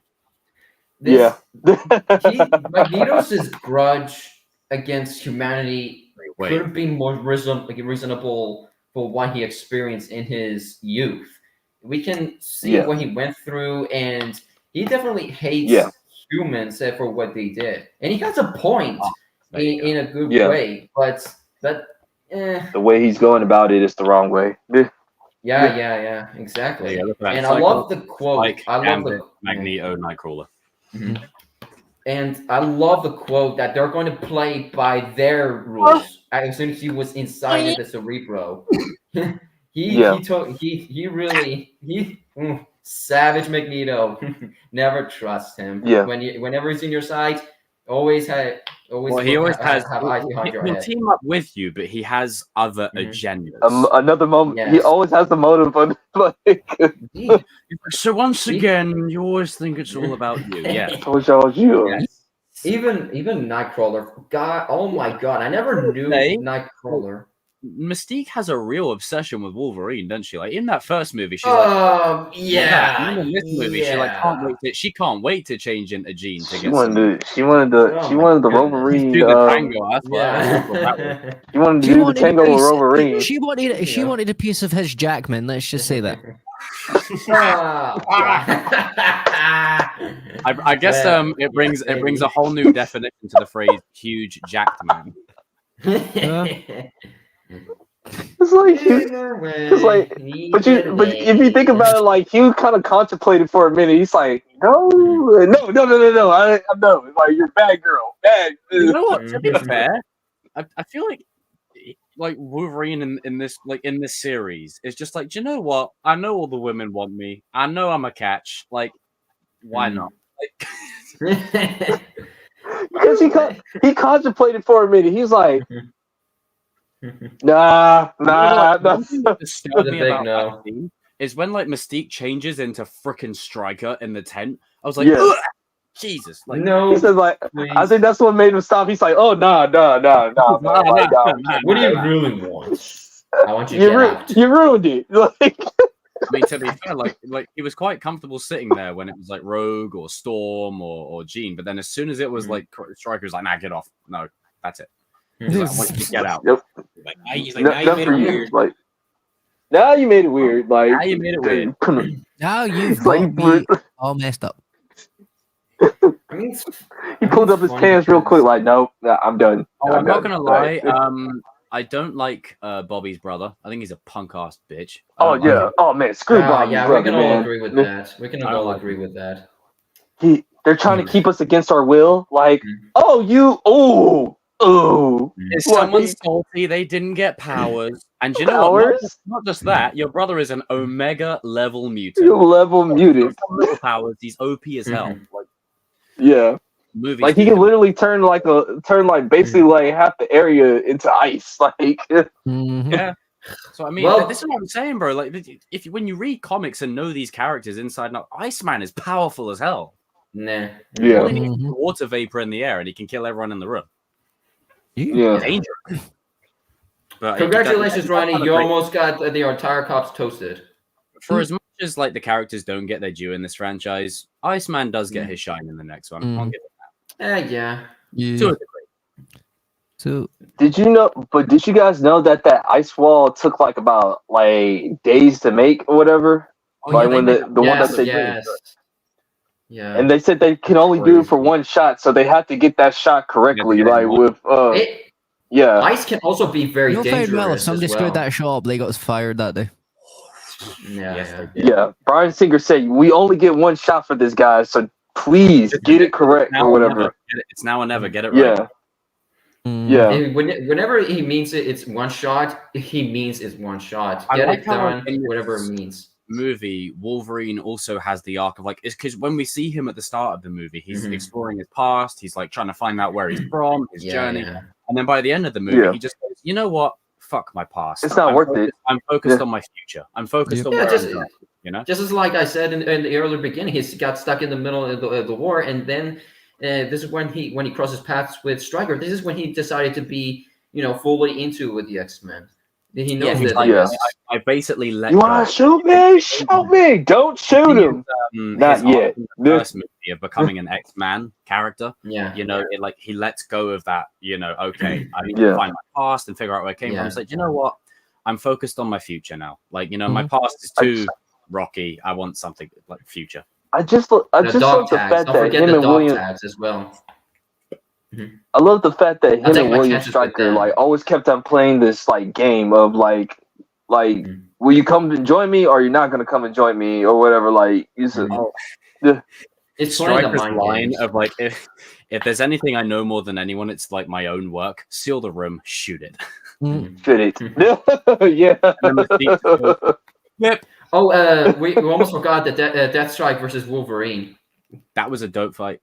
Yeah. Yeah, that was. I would have said that's one of the top MC. That's one of the top Marvel fights or whatever. Yeah.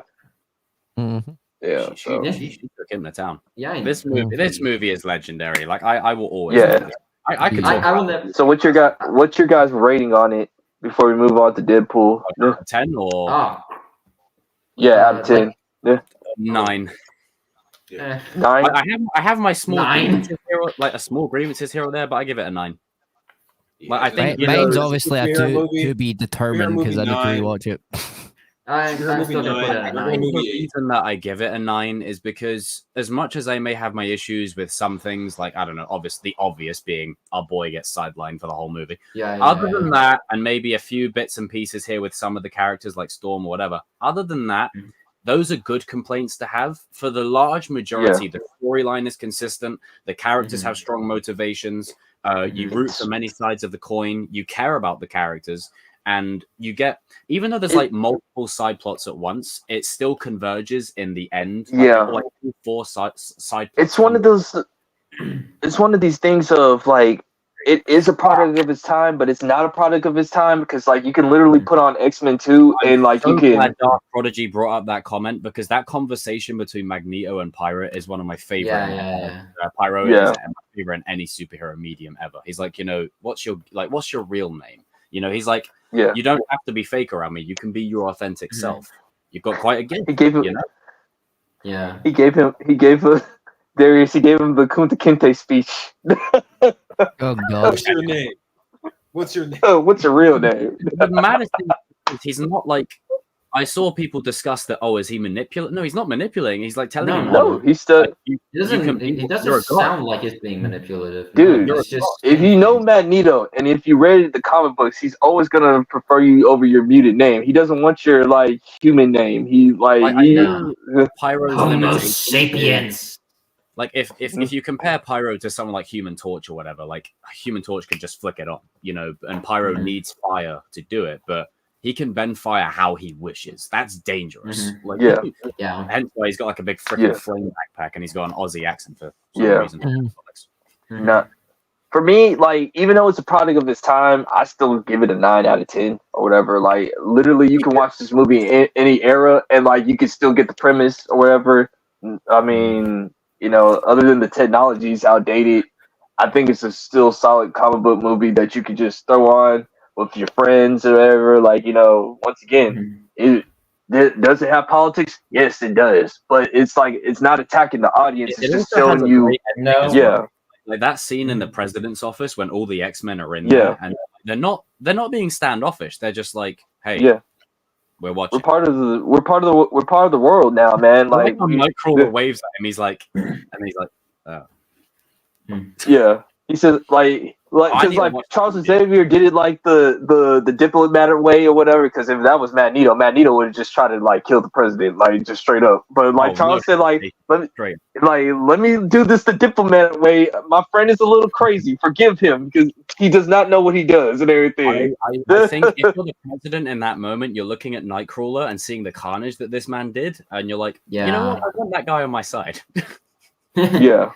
And so, like, he basically said, like, Mr. President, mutants are part of the world now. We're part of society. You need to talk about this. We're not asking for handouts or anything like that, but we are part of the community, and we would like for you to just, like, let you know, like, hey, we're here, like, and we're watching, like, cold. Yeah. So I guess we can lighten this thing up a little bit. Super Bowl next week. Super Bowl party. Yay. Sorry, what? The day where everyone, eats like a shitload of pizza and watches the Super Bowl. And I'm just guess what?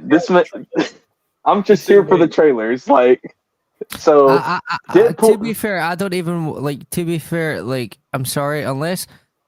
Like, I'm sorry. Like, I love the NFL. Don't get me wrong. Of course I do. Everybody knows that I love the NFL. But anyway, I'm sorry. Like, I'm not even gonna watch it even for the trailers. I'm sorry, guys. It's for me. It doesn't matter who anyone was before they stepped into this dojo. What matters is that we're all Deadpool variants. Carry on. No, and also for me, like, I'm excited for the trailer. Of course, the trailer is like the one thing I'm excited for. But I'm sorry, I'm not gonna be sat there listening to like a Taylor Swift halftime show. I'm sorry, no happening. Oh, Taylor Swift! Overrated. I'm sorry. Actually, it's gonna be Usher, sir. I would rather rewatch the entire it's gonna be Usher movie than listen to a Taylor Swift song. So it's gonna be Usher, bro. Maybe let me love you down. She's all right, I guess. Yeah. All right. You remind me of a girl. Also, I'm sorry, American audience out there. I do not like how many adverts you get. Sorry, it's just ridiculous. That's the point of the 2 Super minutes. Bowl. Every 2 minutes. I'm just there for the trailers and the vibes. So yeah, I'll show up for fun, but like it depends on what day it's on. Trailers. I think we're supposed to be getting Deadpool, Planet of the Apes, and another one. I'll probably be. Isn't Joker supposed to get one hit? I think Joker might get one too. Joker 2. Like you guys can revel in the Joker 2. NFL and all that stuff, but I'll just be happily sitting there playing modded Battlefront 2 on my computer. Let's go Niners. That's all I gotta say. I don't have a dog in this fight. Like, so I don't. To be fair. We don't have a dog in the fight either, Jacob. But we need the Niners to win. This is for America. This is America's sake.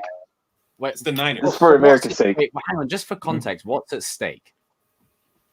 Taylor, the Swifties. That's what's at stake. Oh right, okay, I'm watching it then. Go Niners. Yeah, see, this is. Oh, wait. Do you want the Swifties? So she might not be performing at the halftime show, but she's definitely going to be in the audience. Then they're going to pan her every like 20 minutes. Her boyfriend's on the team. Oh no! I think that relationship is fake, by the way. Every 20 think the minutes she relationship gets is fake. shown as well, which does not make it any better. I'm sorry. It's like, I get people love Taylor Swift, but I'm sorry. I do not want to be sat there. Overrated. I Don't know, even- man. sorry. I know. I'm sorry. Someone Do once you guys told me want- they would take Taylor Swift over Kendrick Lamar. I said, "Are you high? What the hell? Okay. What's wrong with you?" Okay. Here's What my is thing. wrong Dude, with I don't people? have a problem Don't with you guys have to understand if the Chiefs win, that means we're gonna have to listen to just shut up, shut up, shut up. Yeah, 'Cause that, now we you got guys want to hear that that? Do you guys want to hear that at the end of the Super Bowl? I think not. Come on, Niners, you guys got to do it. You got to do this for America. Problem for me. Wait, guys, 1 second. I'm getting a call. Christian, are you in position? You know what to do because he's off camera.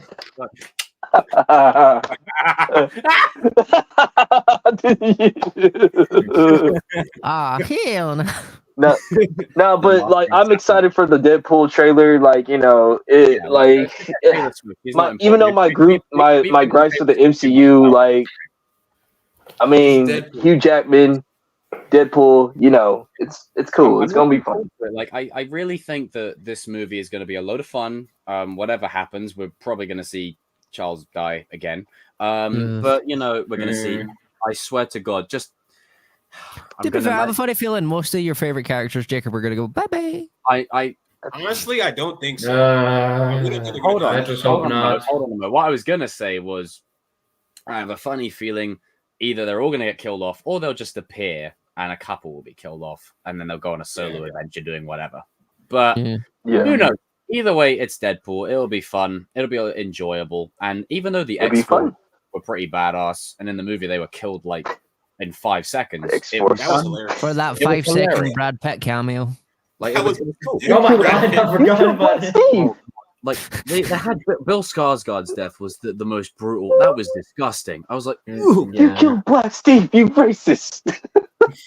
So, I love how that theme carries on through the whole film. He's like, I'm not a fucking racist.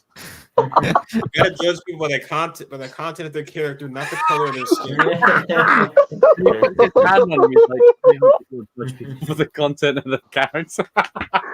It's like we do not judge the person of the color of their skin, but on the content of the character. And you killed Black Steve. On a side note, Darius, Chris just sent me this. Jedi Survivor won was it a Grammy for best score of a video game? Deserved. I saw. Dope. When did video games get added to the Grammy? But even so, I guess this must be the first year. Wait, there's the Grammys are going on. Yeah, and they have a video game league now. Like, excuse me, what have I missed? But anyway, back to Deadpool. I just thought I'd mention it. Wow, but that's how touch I've been. How times have changed. But yeah, I'm looking forward to this movie. The only thing I implore, and Cobra Kai World says it best, don't do what Doctor Strange 2 did. Okay, there's a way you do it, because in Doctor Strange 2, I'm sorry, I don't care what anyone tells me, right? I don't care what anyone says. That pissed me off. That was not Doctor Strange mom. You have Doctor the Strange mom. Illuminati, right? The Guardians of the Multiverse die like bitches. Oh, Scarlet Witch is overpowered. And show us that. Don't have Mr. Fantastic say, hey, do you know what? He could kill you with one word from his mouth. Black Bolt killed, bro. And you've got freaking that's not how you do it. You got Rambo standing there. They're in their superhero pose. They're like, as Mr. Fantastic's being turned into spaghetti, he's dying. Like, get in there, do something. They're just. Do you have a wife? Yeah. Well, guess what? Your kids are gonna be orphans now. I'm like, no. Hold on. What is this CW level performance? They're standing there like this. That's like me getting killed, and Darius and Danny just going, chime in, help! Like your friend is just dying in front of your eyes. Your friend's dying in front of you after the other one's just been killed. What do you just stand there? Like, it really annoys me. Like, it really irritates. I'm sorry, I don't like that decision. And Charles, I felt bad. I felt bad for Charles, man. Like, I'm like, I don't like it. I would have given it one forgiving grace, is if Charles is the one to get through to Wanda. He'd be like, this isn't the first time I've had to deal with a crazy OP raging psychopath. You know, like I've done this before. Like, if he gets through to her, but no. And they give him the chair. They play the 97 theme. Like, what are you doing? They knew what they were doing. They knew what they were doing. And I've got everyone that was like coming out of it going, "Oh yeah, it's so amazing!" Like, you know, we've got more multiverse coming. If we've got stuff like that on a regular, I don't want it. I That just was think cool. I think this is like a good public PA for all the companies and businesses out there. Stop the fucking multiverses. I'm sick to death with them now. Please stop. I mean, Amen to you, brother. they're not stopping the multiverse until they finish whatever they're doing with Secret Wars. So we're going to be I don't waiting. care. They need to get rid of it. I'm sick of them. Yeah, like everybody's got a multiverse. Storyline wise, it doesn't make sense. I don't have a problem with it if it's done well. See, No Way Home did it well, and Loki did it well, and there are other things that have done it well, like Spider-Verse does it well. Everything Everywhere All at Once did it well. Like anything, like I'm not gonna write off a whole concept because a couple films. No, see, for me, it's not the whole concept I'm writing off. It's mostly just like I'm just done with multiverses in general because it seems like I think it's just oversaturated. I think that's what we're trying to say, Darius. Writing to me, it's like, oh, well, how do we explain this? Multiverse. Yeah. Oh, I totally understand that, but I think I get it. The whole storyline right now is based around it. You kind of we have to ride the storm until it's the end. Yeah. I just obviously like I don't mind it. Like I'm a fan of Spider-Verse and I'm a fan of like No Way Home. Like those movies are good, but like majority of the time when I've seen multiverses done, it's always done poorly, and like I just can't. I'm just done with it. Like at least do something different. The issue that I have is it just opens the floodgates for stupid decisions, and then they can go, "Oh well, it's in the multiverse, so it's inconsequential." You know, for me, like I look forward to Deadpool 3, and I think it will be a good movie. It's just for me, it's like I've just kind of got tired. Like it's like what the trends follow these days is like one movie will come out with a multiverse, then everything's a multiverse. If somebody does a dark and edgy take, everybody does a dark and edgy take. It's like, I'm sick of that more than anything. It's just one trend after the other, same and repetitive. Deadpool's the perfect character for the multiverse because Deadpool doesn't take anything seriously at all. So it's just going to be, you lean into the weird shit. It's like I kangaroo. We can see kangaroo Deadpool in this movie. Like, there could be stupid stuff. Like, like that's what I'm saying. Like, have it fun like that if you're going to do it. Like, for me, I think it's more just like, I'm so like sick and tired of like companies constantly copying one another. I'm basically just saying, like, let Ryan Reynolds just do his thing. Don't let him do just let him do. Like, let him do his thing. Like, he was. I really hope that with this movie, they just have fun with it. And is it the last Deadpool? No. Is it the last rodeo for Hugh? No. We know he's going to be in Secret Wars. But is it like the last time we may see some characters? Maybe. Yeah. Yes. In my opinion, this is just my opinion. I think Hugh's only doing 3 movies. In my opinion, or whatever. Some very huge credit here because the Fox X-Men movies never got a proper farewell, and I think this is going to be like their farewell. Like, don't be surprised if you've got a scene of like all like the actors from like the first trilogy of X-Men, Beast, Iceman, all in their look, and you've got them running at the opposition with the old school theme tune, like just one last time. Because as much as we'd love to see him in Secret Wars, it will be cameos, like if anything. Like I think they'll have maybe some serviceable roles here. I think it'll be cameos in Secret Wars because again, there's too many characters in Secret Wars. Main characters have to be the MCU characters in the MCU movies. So this is like a love letter for that. I think it's like the swan song and the farewell. In their comic accurate suits, hopefully everyone gets a comic accurate, not just Wolverine. And these two coming back together. Give everyone a comic accurate suit. Give Cyclops his suit. Give hell yeah. Her suit, give Storm her suit. Like, give us give Iceman his one as well. You know how many times like, I hate this argument that always gets brought up when you say use the comic accurate suits, and they turn around and go, "But it won't look right in a live adaptation." I don't care. Look at Wolverine's right there. He looks great. He looks pretty good.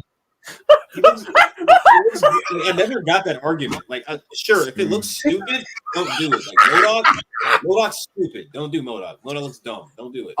Yeah, right. So there's limitations on it. You can have it comic accurate, but even this suit, it's comic accurate. You have to pick the right comic accurate suit. There's ways to break this down. Comic accurate suits, but you have to pick the right ones, first of all. Secondly, even though this suit is comic accurate, you can tell things have been changed, like little things, just to make it look a bit more. Like Wanda's suit like in WandaVision, like that comic accurate. No, but it's all about picking and choosing the right ones and keeping it as in line as you possibly can. And I think Wolverine's suit is one of them suits that would look great anyway. Like it's so like built to look badass, you know. Now to me, I mean, I love the yellow one. I love the yellow one. You're more of a fan of the orange and black, aren't you? I am the orange and black one, man. Like I always loved the orange and black one. Like for some reason, like I always loved it. The whole movie, you know, his helmet. There's going to be an inside joke of having Deadpool cuck us the whole movie by not letting him wear that helmet. The whole movie, right? He's like, no, don't put it on. Please don't put it on. He's like, your face. We're going to do what Green Goblin was in No Way Home. If you put it on, you'll die. Logan, if you put it on, you'll die. I guarantee you there's going to be an inside joke of like they're going to destroy it. Look, there you go, Norman Osborn. Like, I've destroyed your mask. We get to see your face. We need to see, because your face needs to be all over the movie. We need to see it all over the movie. And then like by like the third act, then he'd be like, here you go, you can put it on. And then we get to see him in because you can tell that they're already doing Deadpool stuff because like they already showed a scene already. It's already on the internet, like of him jumping on top of like Wolverine, like Wolverine's like, get off me, like. Don't get me wrong. I'm looking forward to the cameos. The part I'm most looking forward to is just the dynamic between these two. Wolverine it's and funny. Deadpool. It's because like, Hugh and Ryan have such a good chemistry. You know. Yeah, and it's like jokes to origins. Yes. It's like everybody copied ever, but like Dotto to 11. I know this is definitely like I think this might be Ian's last movie, like the one that's playing Magneto or whatever. I think this is his final movie or whatever. So on that, you know, I'm glad that you brought that up. Like they'll be like, oh, wouldn't he come back for Secret Wars? Well, they'll probably bring James McAvoy and Michael Fassbender. Yeah. Those guys deserve a send off too because they got done dirty by Dark Phoenix. Yep. Oh, they deserve a send off too. And you never know, they could keep those two. They can keep those two if they wanted to, but you know they might just get new people. This goes all the way back to our earliest conversations. There's some like obviously we know Nicholas Hoult. Like I loved him as Beast, but because of his casting in Superman Legacy, he won't be coming back. Busy man. Yeah. So I think what will happen is they'll keep certain actors. So Ryan Reynolds as Deadpool, keep. Hugh Jackman as Wolverine, up in the air for now, but keep for now. James McAvoy, Michael Fassbender, maybe Alan Daphne Keane. They'll probably keep her for X-23. Yeah. I do like that idea that we had. That if they don't necessarily, the daughter. I think the daughter's going to be the new Wolverine, in my opinion. Or you know what they could do? Wolverine has a son in the comics too.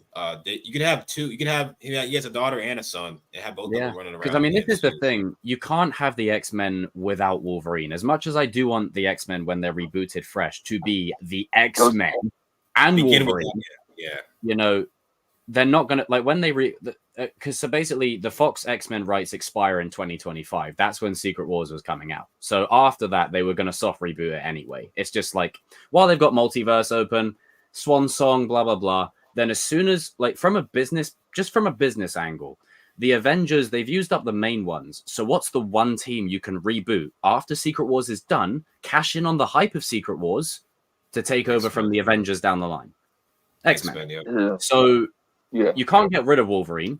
But if you were to keep his daughter around, then it saves you the effort of recasting him, and then it keeps the Hugh Jackman legacy intact because he's, dare I say it, like I know everyone loves RDJ as Iron Man, but Hugh is like another level above that. Like he is the X-Men franchise. There's literally memes about this. It's like they show different Supermans, different Spider-Mans, different Batmans, and then you just see Wolverine like. You can't like that's the thing is that, but also it's a catch-22 because there's a part of me that thinks there's too much money in the Wolverine character to let him go entirely. And knowing that Hugh's on for a couple of movies, they'll probably recast him. I think he's mostly just 3. I think 3 years the max. I know it's kind of a pop, but I wouldn't mind seeing another actor's take on it. They do it differently. Yes. It can be done. I'm okay with that. It's like the only thing I want fans and nerds to be, just be kind. Like it's not like you're filling in arguably one of the greatest performances of any superhero character ever, and in the X-Men franchise, with actors constantly switching in and out, characters constantly dying. Darwin, Cyclops, Hugh Jackman is the one constant through the whole thing. It's not easy shoes to fill. No, and like this Blade and like I mean, I know we've got like Andrew and Tom, but like Wolverine and Blade are the two hardest ones to recast. Yeah, in my opinion. I think. Yeah, I would think. agree. Yeah, I think. Like I said, it's like I told you. I have changed my mind about this. Like on retiring characters, I think you should recast. It's okay to recast and everything, because like the character's gonna keep on living on and on and on and on and on and everything. Regardless so of whether we like it or not. a bit, regardless if you like it or not, and Wolverine needs to be recast. I mean, I hate that we have to do it, but like somebody should, like Darius said, somebody should have a somewhat a different take on Wolverine. Yeah, even though you pretty much did every single Wolverine story known to man already. Logan is the ending to Hugh Jackman's performance as Wolverine, and that will always be intact. But I think like this movie in Secret Wars is like, this is his swan song. This is his goodbye. And I think barring Ryan Reynolds and maybe James and Michael and the one who plays Colossus and Josh as Cable and maybe Domino, other than those guys, I think everyone else is going to be recast from fair game. Like everyone else is fair game completely. So they'll do the best course of action is a soft reboot. You keep some and you recast the rest. Basically, keep everyone that wants to stay. If everyone else wants to go or is too old, get them. Yeah, because I know James and Michael would love to continue playing the roles. Like they've said it many times. We'll gladly come back. And you can still get 10, 15 years out of those guys. Because Michael Fassbender, he took a bit of a hiatus from acting, but he came back recently with The Killer, and he was asked about it. Just like, I'd be down. Because if they were to recast Magneto and Charles, yes, they could always find new actors to replace them, whatever else. And while watching Breaking Bad, I said this to RJ a couple of weeks ago. I was like, Giancarlo and Bryan Cranston, they would have killed it. Like if them two, like in the multiverse somewhere, I would love to see that on a little side note. But in terms of recasting them with new actors, they could easily do that. There's always actors out there. But I think James and Michael have such a great chemistry, and they're still relatively young. Sorry. Keep them. Michael dude, let me tell you what. It's like I told you guys. What sold me as made me a Michael Fassbender fan of Magneto. I already liked him in First Class. But when he dropped the stadium on the White House, bro, and then he gave that Magneto speech out of the comic books, I'm like... He pointed the guns at him. I was like, yo. And he's like, as he's narrating, like, while mutants are getting killed, he's like, it's... He's just like, did you see what I can do? Did you see what I can do? And everything. I was like, he's Magneto. I'm sorry, Ian. I love you, man, but like Ian and Patrick are great, but James and Michael, like, when you look at, like how I said, with Hugh Jackman carrying the X-Men like brand, the minute they came in, like they did the same. And Ryan hasn't carried the brand like they have, but he gave a new flavor and was meant to play Deadpool. Dude, especially in Days of Future Past, where like he was scolding Professor X on like all his students that passed away.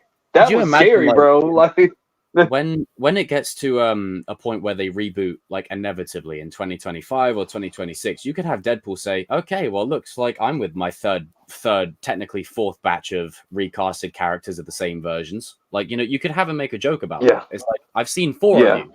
Are we actually going to stick with you this time? Yeah. How long do you think you're going to stick around? I really would love a scene of Deadpool and making like the Stan Lee, just have him cameo. Like honestly, with Deadpool, you need no context for him to be there. That's the point.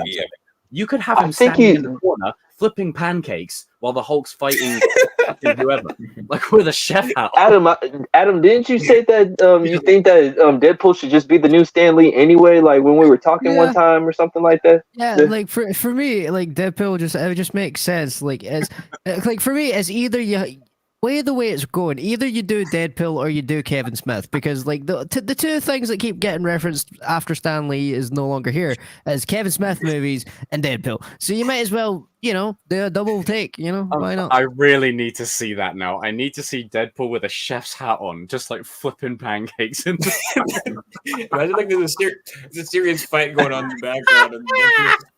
And Deadpool's just like, anybody for a chimichanga? Anybody? I need to see that now. Holy shit. I need to see Deadpool meet Spider-Man, bro. It's like, oh my god, it's Tom Holland.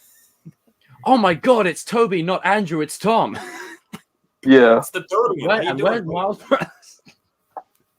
It's like, no, you can see him take off his mask. Wait a minute. You're not Miles Morales. Just a quick side note. I know like we're going to probably transition soon, but because Deadpool's got his own Colossus, and we know this movie's going to have the original trilogy characters, do you reckon we'll see Colossus Daniel versus Radcliffe Colossus? Oh, I already know what he's going to be saying. Like, dude, I can see him saying, like, wait a minute. So you're telling me that we're having the Cold War, like, literally right now? Like, I got, like... Listen, we might see both Sabretooths, because I think Sabretooth's going to be in this. Have you guys ever heard of that Leave was actually meant to be in Logan? He was meant to be the owner of the casino. Yeah. That's how Like, I know we have our issues with Origins Wolverine, but Liev Schreiber is not one of them. He was fantastic as Sabretooth. Mm-hmm. Oh, yeah, indeed. Yeah. Yeah, I can't wait for this. I can't wait for this trailer. Like, it's gonna be funny as hell. You already know it. You already know it is. Like, it's gonna be hilarious. I mean, do you know what the brilliant thing about Deadpool is? Right, the marketing for Deadpool is top notch. Like, you remember those Bob Ross adverts? Oh, yeah. Yes. Like, he's whacking off the bloody paintbrush.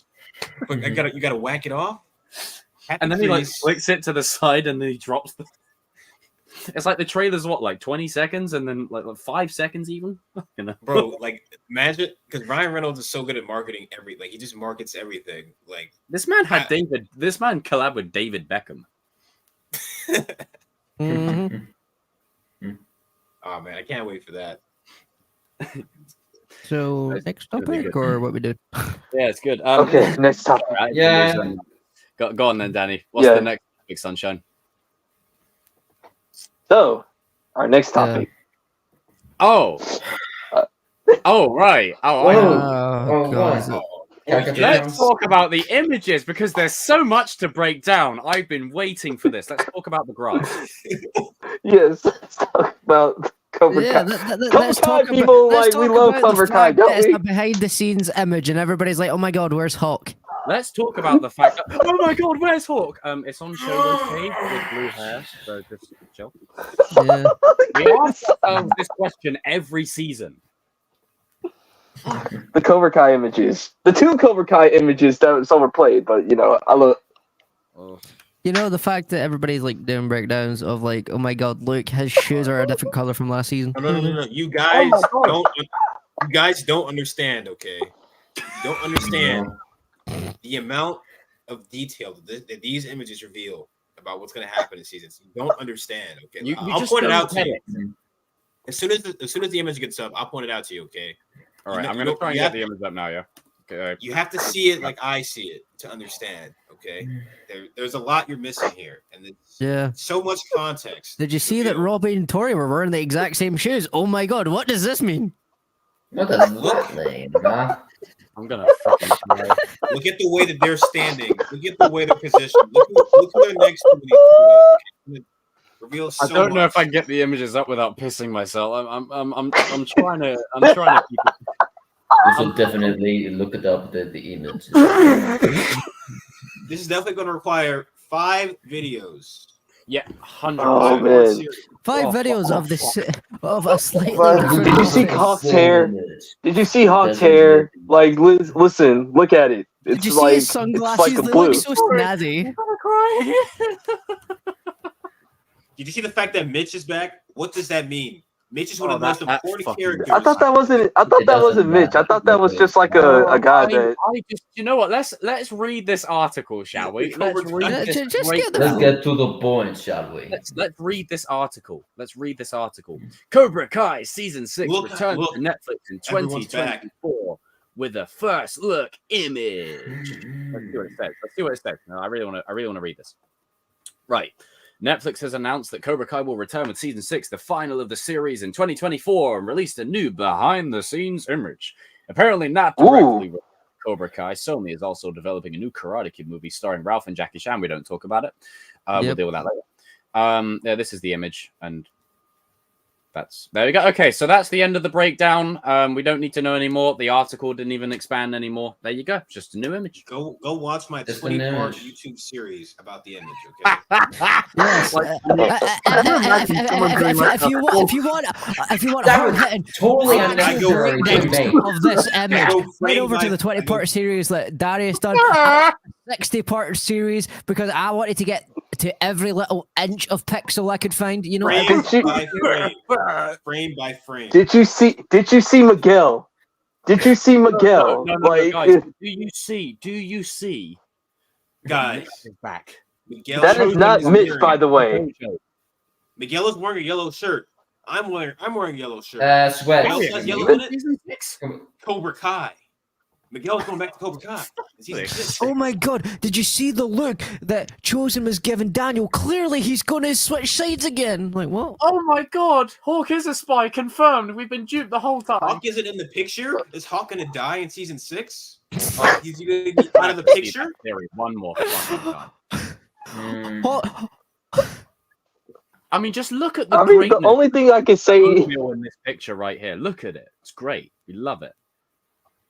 See, that's the thing. It's just Oh. a cool behind-the-scenes image, right? Wait, That wait. is Have you quite guys cool. noticed that the grass is a little bit greener than before? Oh god. Yeah, man. I see It that. must I be see it. springtime.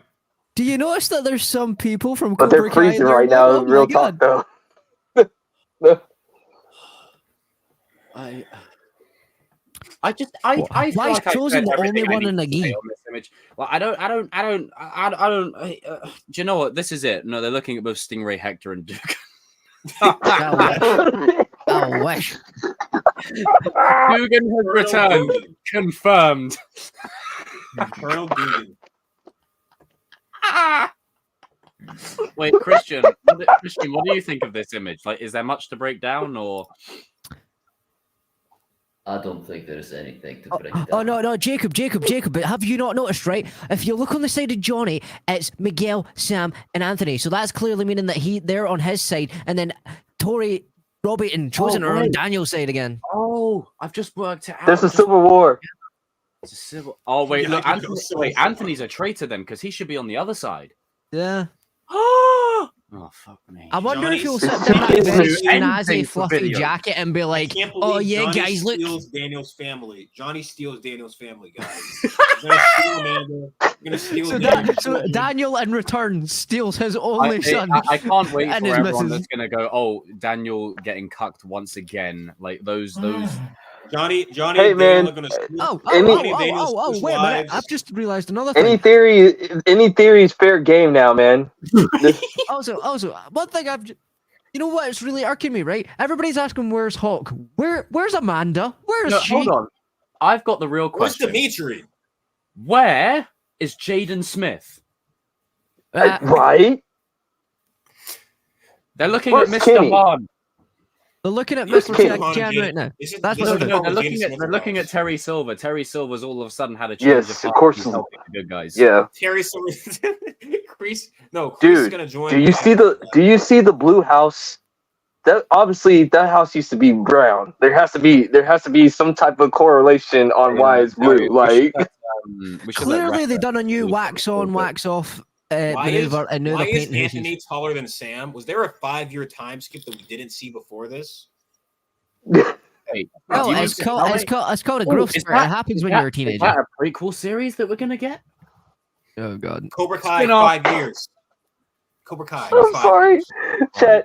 You can just see that there's really nothing to cover because somebody already covered it, and we're just having fun with thing. it. Also about this, about how I just want to say about how shot framing works.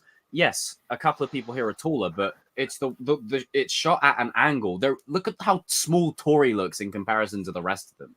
Like it's angles. Also, like, because like Also, they're on Tanner, an incline. Tanner and Peyton are like Recognizable roughly flag. the exact same height, and somehow Tanner looks taller than her in this photo. I also they're have seen on a they're on an serious note. incline.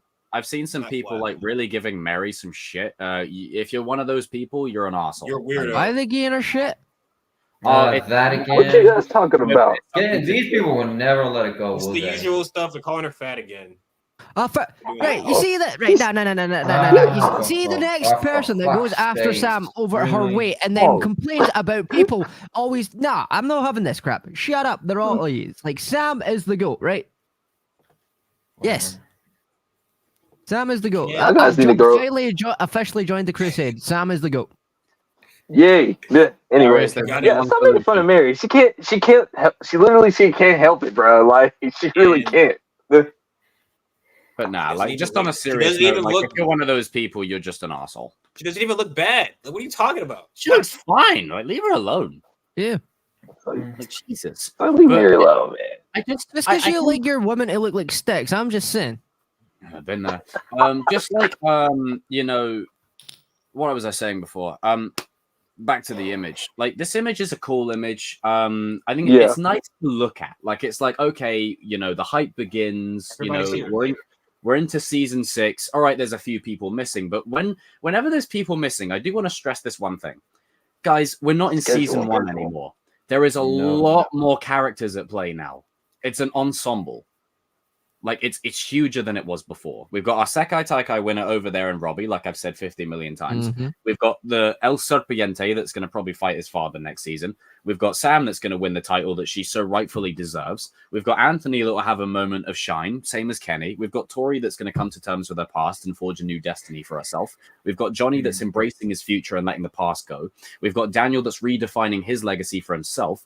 And we've got Chosen that's sort of being that link to the old ways and embracing the new, you know, and he's like the merger of Johnny and Daniel. Like we've said these things a million times. Over again. You know, it's like, you know, it's like, it's funny. People forget what Albert Einstein said. It's like doing the same thing over and over again and expecting a different outcome. It's almost like the definition of insanity. So I'm just saying.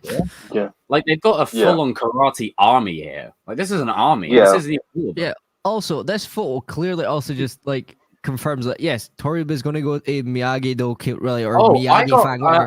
Everybody knew that though. Someone left a comment under one of my videos, and I can't remember who said it, but I want to thank them if they ever watch this, because they left a really nice, heartwarming comment. They're like, you were one of the only people, Jacob, that said from day one everyone would be a Miyagi-Do. And I'm like, it's not because I had some insider information. No. It's when you understand storytelling and film. You watch it a whole bunch of times, dude. Right? We've seen it in franchises, it's in anime, it's in Greek mythology. Like it's especially when you look at the minerals and the DNA of the original karate. You knew they were going to come together. Miyagi-Do is the way. It always has been the way. Cobra Kai is cool and it's badass, but Miyagi-Do is the champion. It always has been. And this is the season where people, last season reminded people who the Karate Kid is. This season reminds everyone why Miyagi-Do is the way. Yes. And it always will be the way. I love Cobra Kai as a whole, but Miyagi-Do has always been the way. Always. Yeah. And shout out to my boy Robbie, because you made Miyagi-Do badass. Like, I mean, I gave them some edge, you know? Like, yes, I said it. You gave them some edge. To be fair, I'll give you that one, because I would agree with that. As much as obviously I joke about edgy characters, Robbie actually gave Miyagi-Do someone who wasn't just a Boy Scout. And also, Robbie's just one of those characters that I've always, me and you, Jacob, have always agreed on. So many people dislike this kid from season 1. And then season 3 and 4 came around. Oh my God, Robbie's the best character ever. It's like, yeah, nay shit. Yeah. Oh, I remember. Shout out to Alex if he ever watches this bit. I did a video a couple of years ago where I was like, you know, I've seen people really liking Robbie now, and I'm just like, hey man, that's what I do. That's what. I mean, I liked Robbie. I liked Robbie on day 1. Yeah, to be fair, I thought Robbie in season 1, I was like, oh my God, it's the 90s heartthrob. Here we fucking go. But Danny had been pulling for him since day 1. See, I've been calling for him from day 1 as well. I just thought his introduction was good because for me, I would like, as much as I love like the Karate Kid universe and stuff, you know, there isn't enough like proper like bad guys on arguably Miyagi-Do side. It was always the squeaky clean kids, so it was good to see someone else take up the mantle a bit. Like, I'm glad that you brought that up. As soon as I saw him walk through, I said, like, oh, snap. We got our Tommy Oliver / Sean Hunter off of Boy Meets World. I love it. Like, I know it's going to happen. Like, if you look at, like, the characters in terms of the roster now, out of all of them, I would say Dimitri is the most in line with the original Karate Kid kind of like. You'd expect him to be like the next Karate Kid if you were going to go off of the original movies. If we're going off of original lore, you will think Dimitri should win it at all. And I think from a story perspective, and yes, Robbie should win. I've said it a million times. Like, I agree, Melissa. If he doesn't win, then it's just a waste of time. Stupid. Got a problem. Stupid. Sorry. It's stupid if he doesn't win it. Like, Robbie and Sam need to win it. I'm sorry. Like, it's them now. That shot, man. We need the shot of Johnny. I'm sorry. Man. Fuck. I'm sorry, man. Like, I've been seeing some of these YouTube videos where I'm just saying, like, oh, this is the reason why. Like, Sam and Robbie should win. It's too. Well, you know what? Sometimes it's okay to just tell the basic story every once in a while. Yes, they should win because they're legacy kids. Just for the sake of discussion, if Miguel is to win it, does it ruin the show for me? No. But do I think you do a disservice to the story? A little bit. Yes. Because the legacy of the show is LaRusso and Lawrence. Having their kids win it ends the beef it closes it. That's called thematic storytelling. It closes it like the chapter of a book. It actually has a final end. Like the way even though they were supposed to win in season 4, but we don't talk about that. Yeah, exactly. Go on. Yeah, exactly. They were supposed to win in season 4, but like the way I see it, Miguel is the birth of something new. He's the evolution of what's going to be going forward. It takes Robbie and Sam to end it. And he already won. And he already won something. And I think they did the opposite. If anyone can take anything away from this show, I want everyone to hear me. Just because Hawk doesn't win the Sekai Taikai or Miguel doesn't win the Sekai, it doesn't mean that they're rendered useless. They have a role to play. Remember in season 5, you need a team and everyone has a special role. Maybe the role of Tori and Miguel this season is to push Robbie and Sam to their wins. Maybe they're the reason that they win. Yeah. You always have to have a good Vegeta. Like, literally, make Goku look good. Very true. And especially going into next season with Sensei Kim's fighters, I want like Psycho Rangers, like I said before, like Psycho Ranger level people. And with that, I love Dimitri, I love Hawk, I love Miguel, but that's where you need Robbie and Tori and Kenny even. Like, you need people that are pretty like on edge, you know, just like that can give them a bit of shtick. And then if you have, and then the way Silver that you bullet. look back to the origin of the show is you then have Cobra Kai beat Cobra Kai. You have Hawk embraces Cobra Kai roots again. Miguel doing the same. Robbie doing the same. I would so love if those three have a moment where they embrace their dark side fully to kick the competition's ass. I would love that. Yeah. Me too. And then what you do at the end is you have Miyagi-Do win it with a Miyagi-Do maneuver. And then there's really nothing for us to say anymore, guys. I mean, see, one thing I've also been seeing, and I think I'm the only person that see. And I agree with that too. See, I think I'm the only one that disagrees. I don't really care for Sean anymore. It's like they've left it too long for me to care for him. If he did come back, I'd like to kill him. They're just doing it for the sake of doing it. I think if you add him into the dojo now, it's a bit too much. But what you could do is if there's a fight outside or something, you could have him come and just bulldozing someone. Or, for example, he goes to support Kenny and Robbie, and he sat there being like, beat his ass! The one thing they can do is because it's a global tournament, right? You can have characters around the world watching. You can have Kumiko watching, Jimmy watching, Bobby watching, Ali watching, Jessica watching. You can have all these characters throughout the Karate Kid legacy and mythology. And we've seen that, I think it's been confirmed that Mike Barnes is back as well, so he'll be involved. But, you know, those characters that have always been kind of on the sidelines, they could just be sitting there watching the tournament.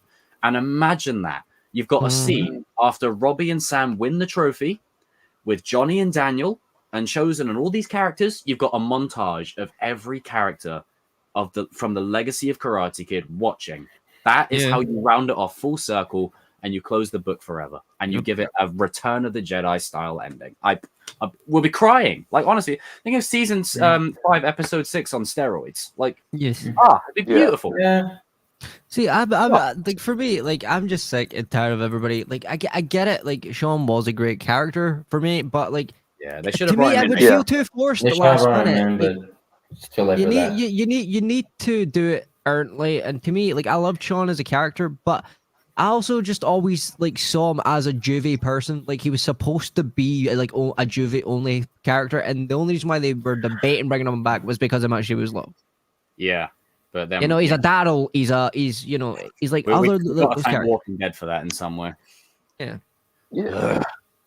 Because I mean, if you look at the way Kenny's arc plays out in season 4, I've said it before and I'll say it again. I think that role was meant for Sean. Yep. Yeah. It makes more sense, like to have Sean push him. But we've said, like, I think we're all in agreement. We've said what we needed to say a million times about Cobra Kai. I mean, you got your other Cobra Kai YouTubers that talk about you don't need us to say what we gotta say, like And the thing is, I've always said it. I will always cover news when I feel like it's worthy. And I know that there was someone asked me. They said, would you consider doing a video on the first fight in the episode thing, whatever? No, because to me, I can talk about that in the live stream. I don't need to dedicate a whole video to it, primarily because a show about fighting and karate, there's a fight in the first episode. We know this. Now, who it's between, it's fun to theorize and speculate about, and that it's two characters that have never like fought together. So that's cool, but it's not something where I'm like, okay, I need to really talk about. Like, I want to watch. I want to let some things kind of be left to imagination, Yeah.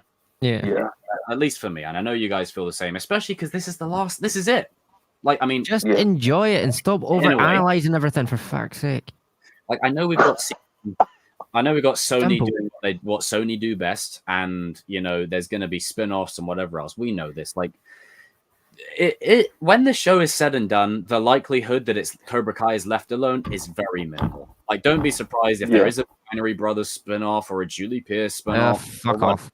But the way I see it, I don't want your shitty spin-offs. But the way I see it is, I'm getting my ending with this, and that's what means everything to me. Especially in a world where we don't get endings anymore.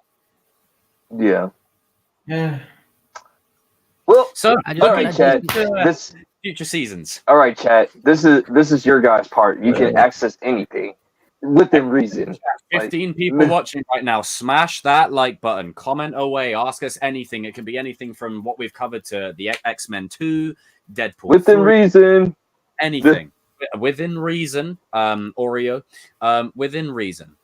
Comment away. Anything pop culture related. Sorry, Mitchell's fat ass is arrogant. Whoops. There you go. We're on the.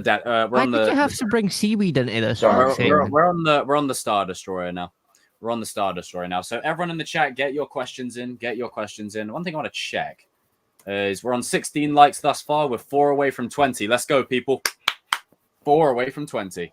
One question I had, you guys, I had it at the start of my thing is, I came onto the stream with the question in my head and I've completely forgotten it.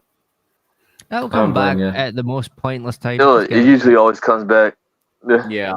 It just takes time for you to remember. Annoyingly, yeah. Has anyone, just out of curiosity, has anyone seen Expendables 4? No, not yet. I did. No. I've heard it was shit, I like the Expendables because they're like my guilty pleasure movies, but the fourth one, it just didn't. I've heard it. It didn't stick the landing, right? Didn't stick the landing. Damn it! I wouldn't mind watching it though if it's on I'll watch it, but from what I've been told, like even like someone like my uncle that loved all of them even said it was bad.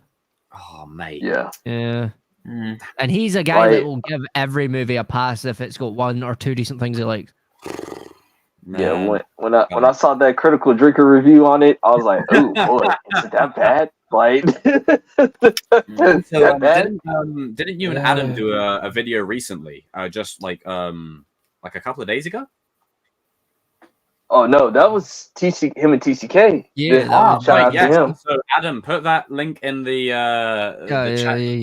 chat comment section. Make sure you guys head on over there and go and check that out. Honestly, it's the crossover we've all been waiting for because them two are freaking hilarious.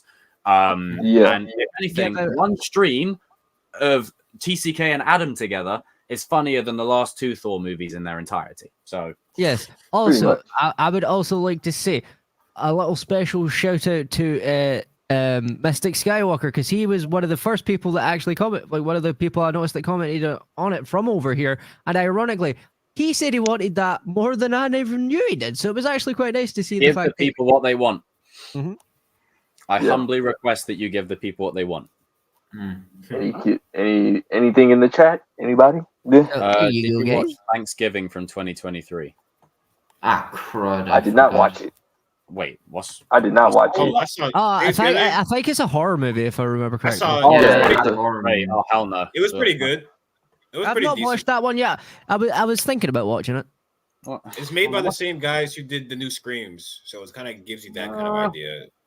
It's kind of Fair enough. It's pretty decent. Oh, it's got. Oh wait, I mean, I did say it had Addison Rae in it, but it's got Patrick Dempsey and Rick Hoffman. Patrick Dempsey's Addison really Rae. good. What the hell? Why is she Oh in my it? god, again.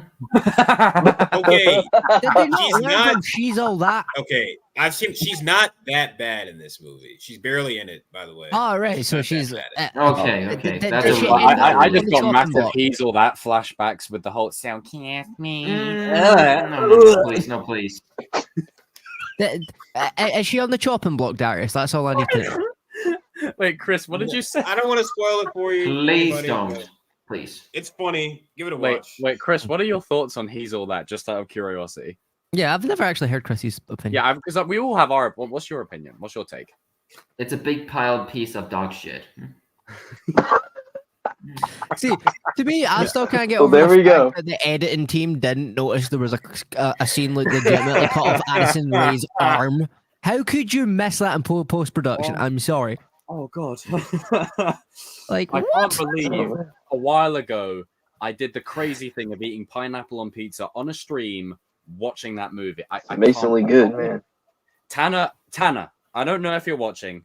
You're probably not, but if you are, Okay, I have to fire admit, your I agent, would never- please. Danny.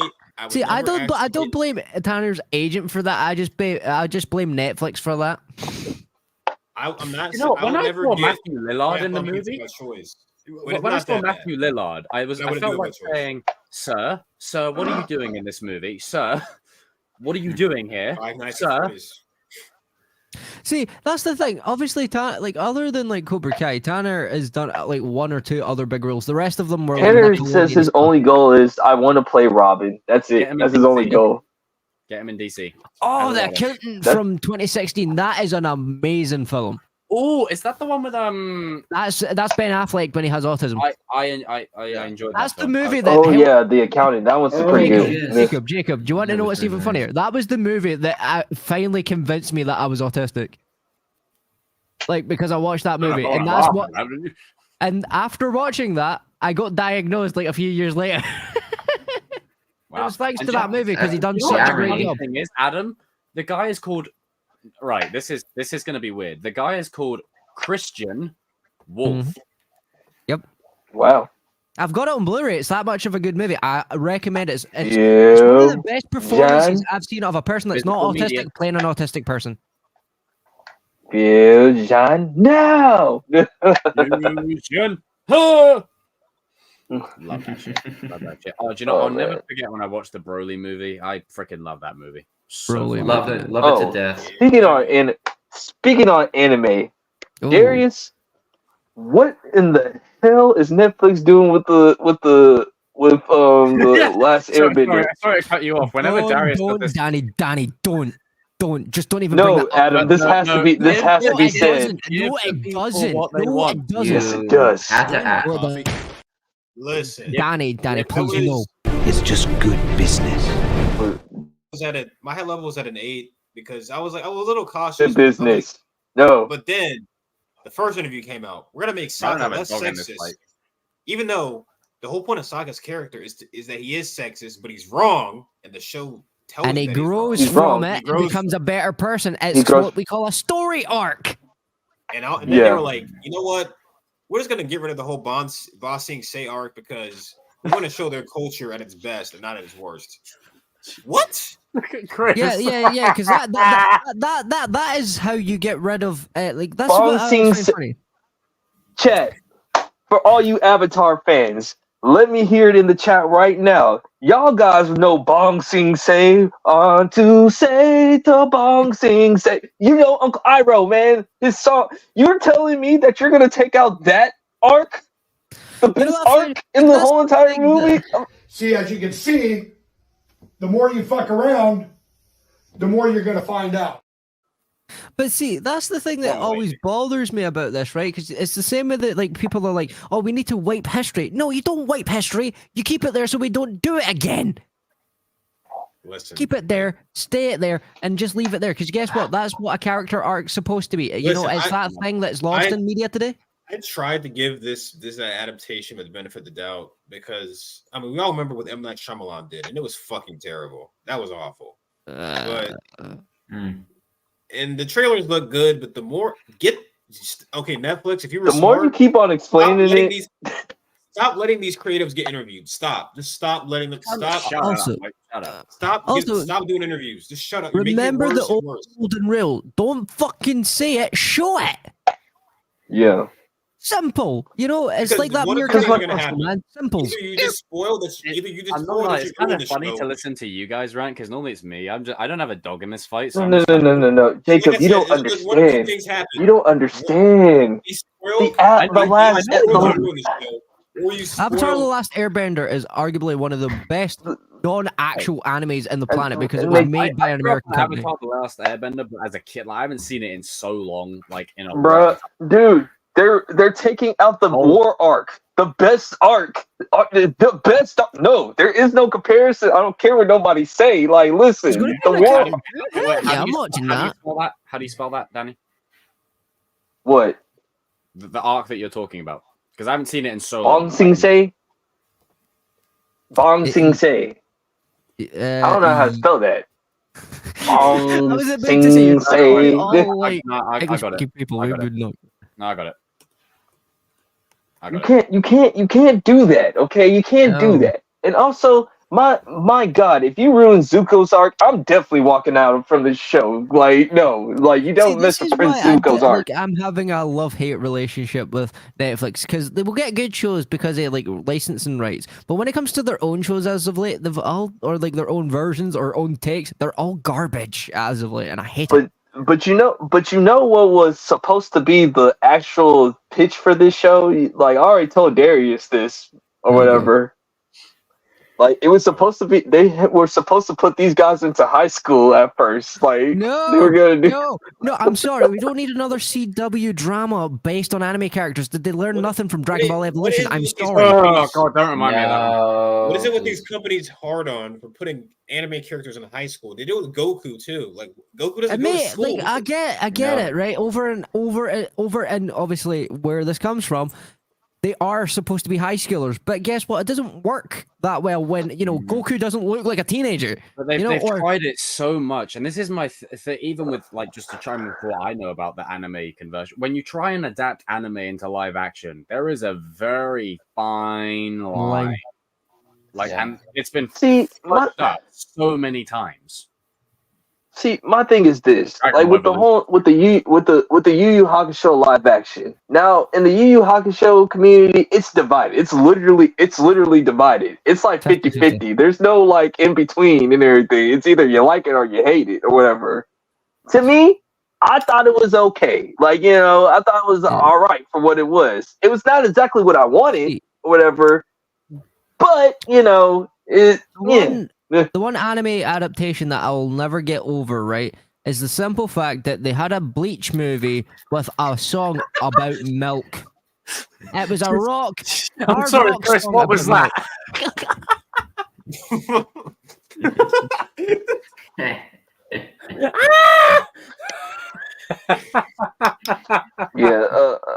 Yeah, you can't take away the Bong Sing Se arc. That is the best arc in the show. Like the more like, I mean, Danny? Are you gonna watch this? Are you still gonna watch the Last Airbender show? Well, of course I am. I'm a fan of the series, so like, of course I'm gonna cover it and everything. You know what, Danny? You know what? It's fine because we're still getting the animated stuff made by the original creators. Like that's gonna be like the Earthbend, the one after Korra. Yeah, it's supposed to be the Earthbender one. And it's a movie about Aang, adult Aang next year too. Right. Okay. Sorry guys. What in the shake weight is happening over there? What the hell is going on? Yeah, I'm sorry. Like, what is the shake weight stuff going on, man? Like, I feel like I'm in an 80s workout video. I don't know. Do the right. Do the left. What is going on? Oh boy. I just randomly started poking this way, and then Chris just Okay. Yahweh Jesus. Jesus God, Christ. Jesus. Oh, we need something, right? Yow. The accountant too. Like, I hope that's true, because then I actually would like to see a sequel to that, because it was actually a decent movie. Oreo City. Oh my god. Yes, so yeah, I think this is just a mad half hour that we get into every stream now by the looks of it. This is this part of the stream where it's just pure euphoria. But we'll keep an eye on that situation as it progresses. Because I'm excited to learn a bit more, because I'm so out of the Avatar. Like, I haven't. Yeah, Jacob. To be fair, it's just one of these things where it's like it looks like they're going to try push more politics and something that doesn't really need it. Oh, great. They're just removing things because it could be seen as offensive, and it's like that's the whole point of the story arc, though. It's supposed to be that way. That hot. This guy woke up this morning. He was white. Yeah. Don't ask questions. Like I've just got to the point where I stopped quite. Like, this is why I'm having such a hard time with media right now. It's like I love movies and shows, but they just keep doing this crap every time. Yeah. So. We'll see. Hopefully it surprises me and these creative, I hope stupid and dumb stuff out of context. I hope that if I'm in the camp of if you're gonna not do the original stuff, at least make your new stuff good and somewhat like watchable. That's all I ask. Actually make it make sense. Like actually try to make it make sense within the canon as well. Ow. Sorry, bros. Oh, good. Also, Cobra Kai World's asking, do you think Soldier Boy will appear in season 4, or will they save him for season 5? I don't know, actually. Oh man, season 5. Yeah, Soldier Boy will probably season 5 or whatever. Yeah. But the thing about is, he was in the show. He'd be in the marketing for season 4. Yeah, I think so too. Also, didn't he show up in Gen V as well? Yeah. So like I said, Jensen Ackles and Jared Padalecki at the minute are constantly bringing up the fact that they're trying, like, there's a high potential of supernatural. It's like they. That's one way to suffer a lag. They want to do supernatural. And also, like, I know Jensen says that he wants to do Batman Brave and the Bold if he does get cast or whatever. Like, if there's casting for it, he's going to try out for the role or whatever. I feel like we're missing a segment from what Adam was saying. It's like, impossible. Perhaps the archives are incomplete. If it is not on the stream, it does not exist. It does not exist. I do ask my must over one. Do you know what, Darius? I called Danny the other day Qui-Gon Watkins. Because he was just like, I shall do what I must. I'm like, I must do as I must. Brilliant. Keep it up. That freaking guy stabbed in the stomach for no reason. We will see you next week. It's been Jesus. We'll see you next week. It's been a very good stream. Covered a lot. We've had some good laughs, good banter. We're bringing it all the way back full circle to where we started the stream. Carl Weathers, may you rest in peace and rest peacefully. Yeah, another one gone, but not forgotten, Yeah.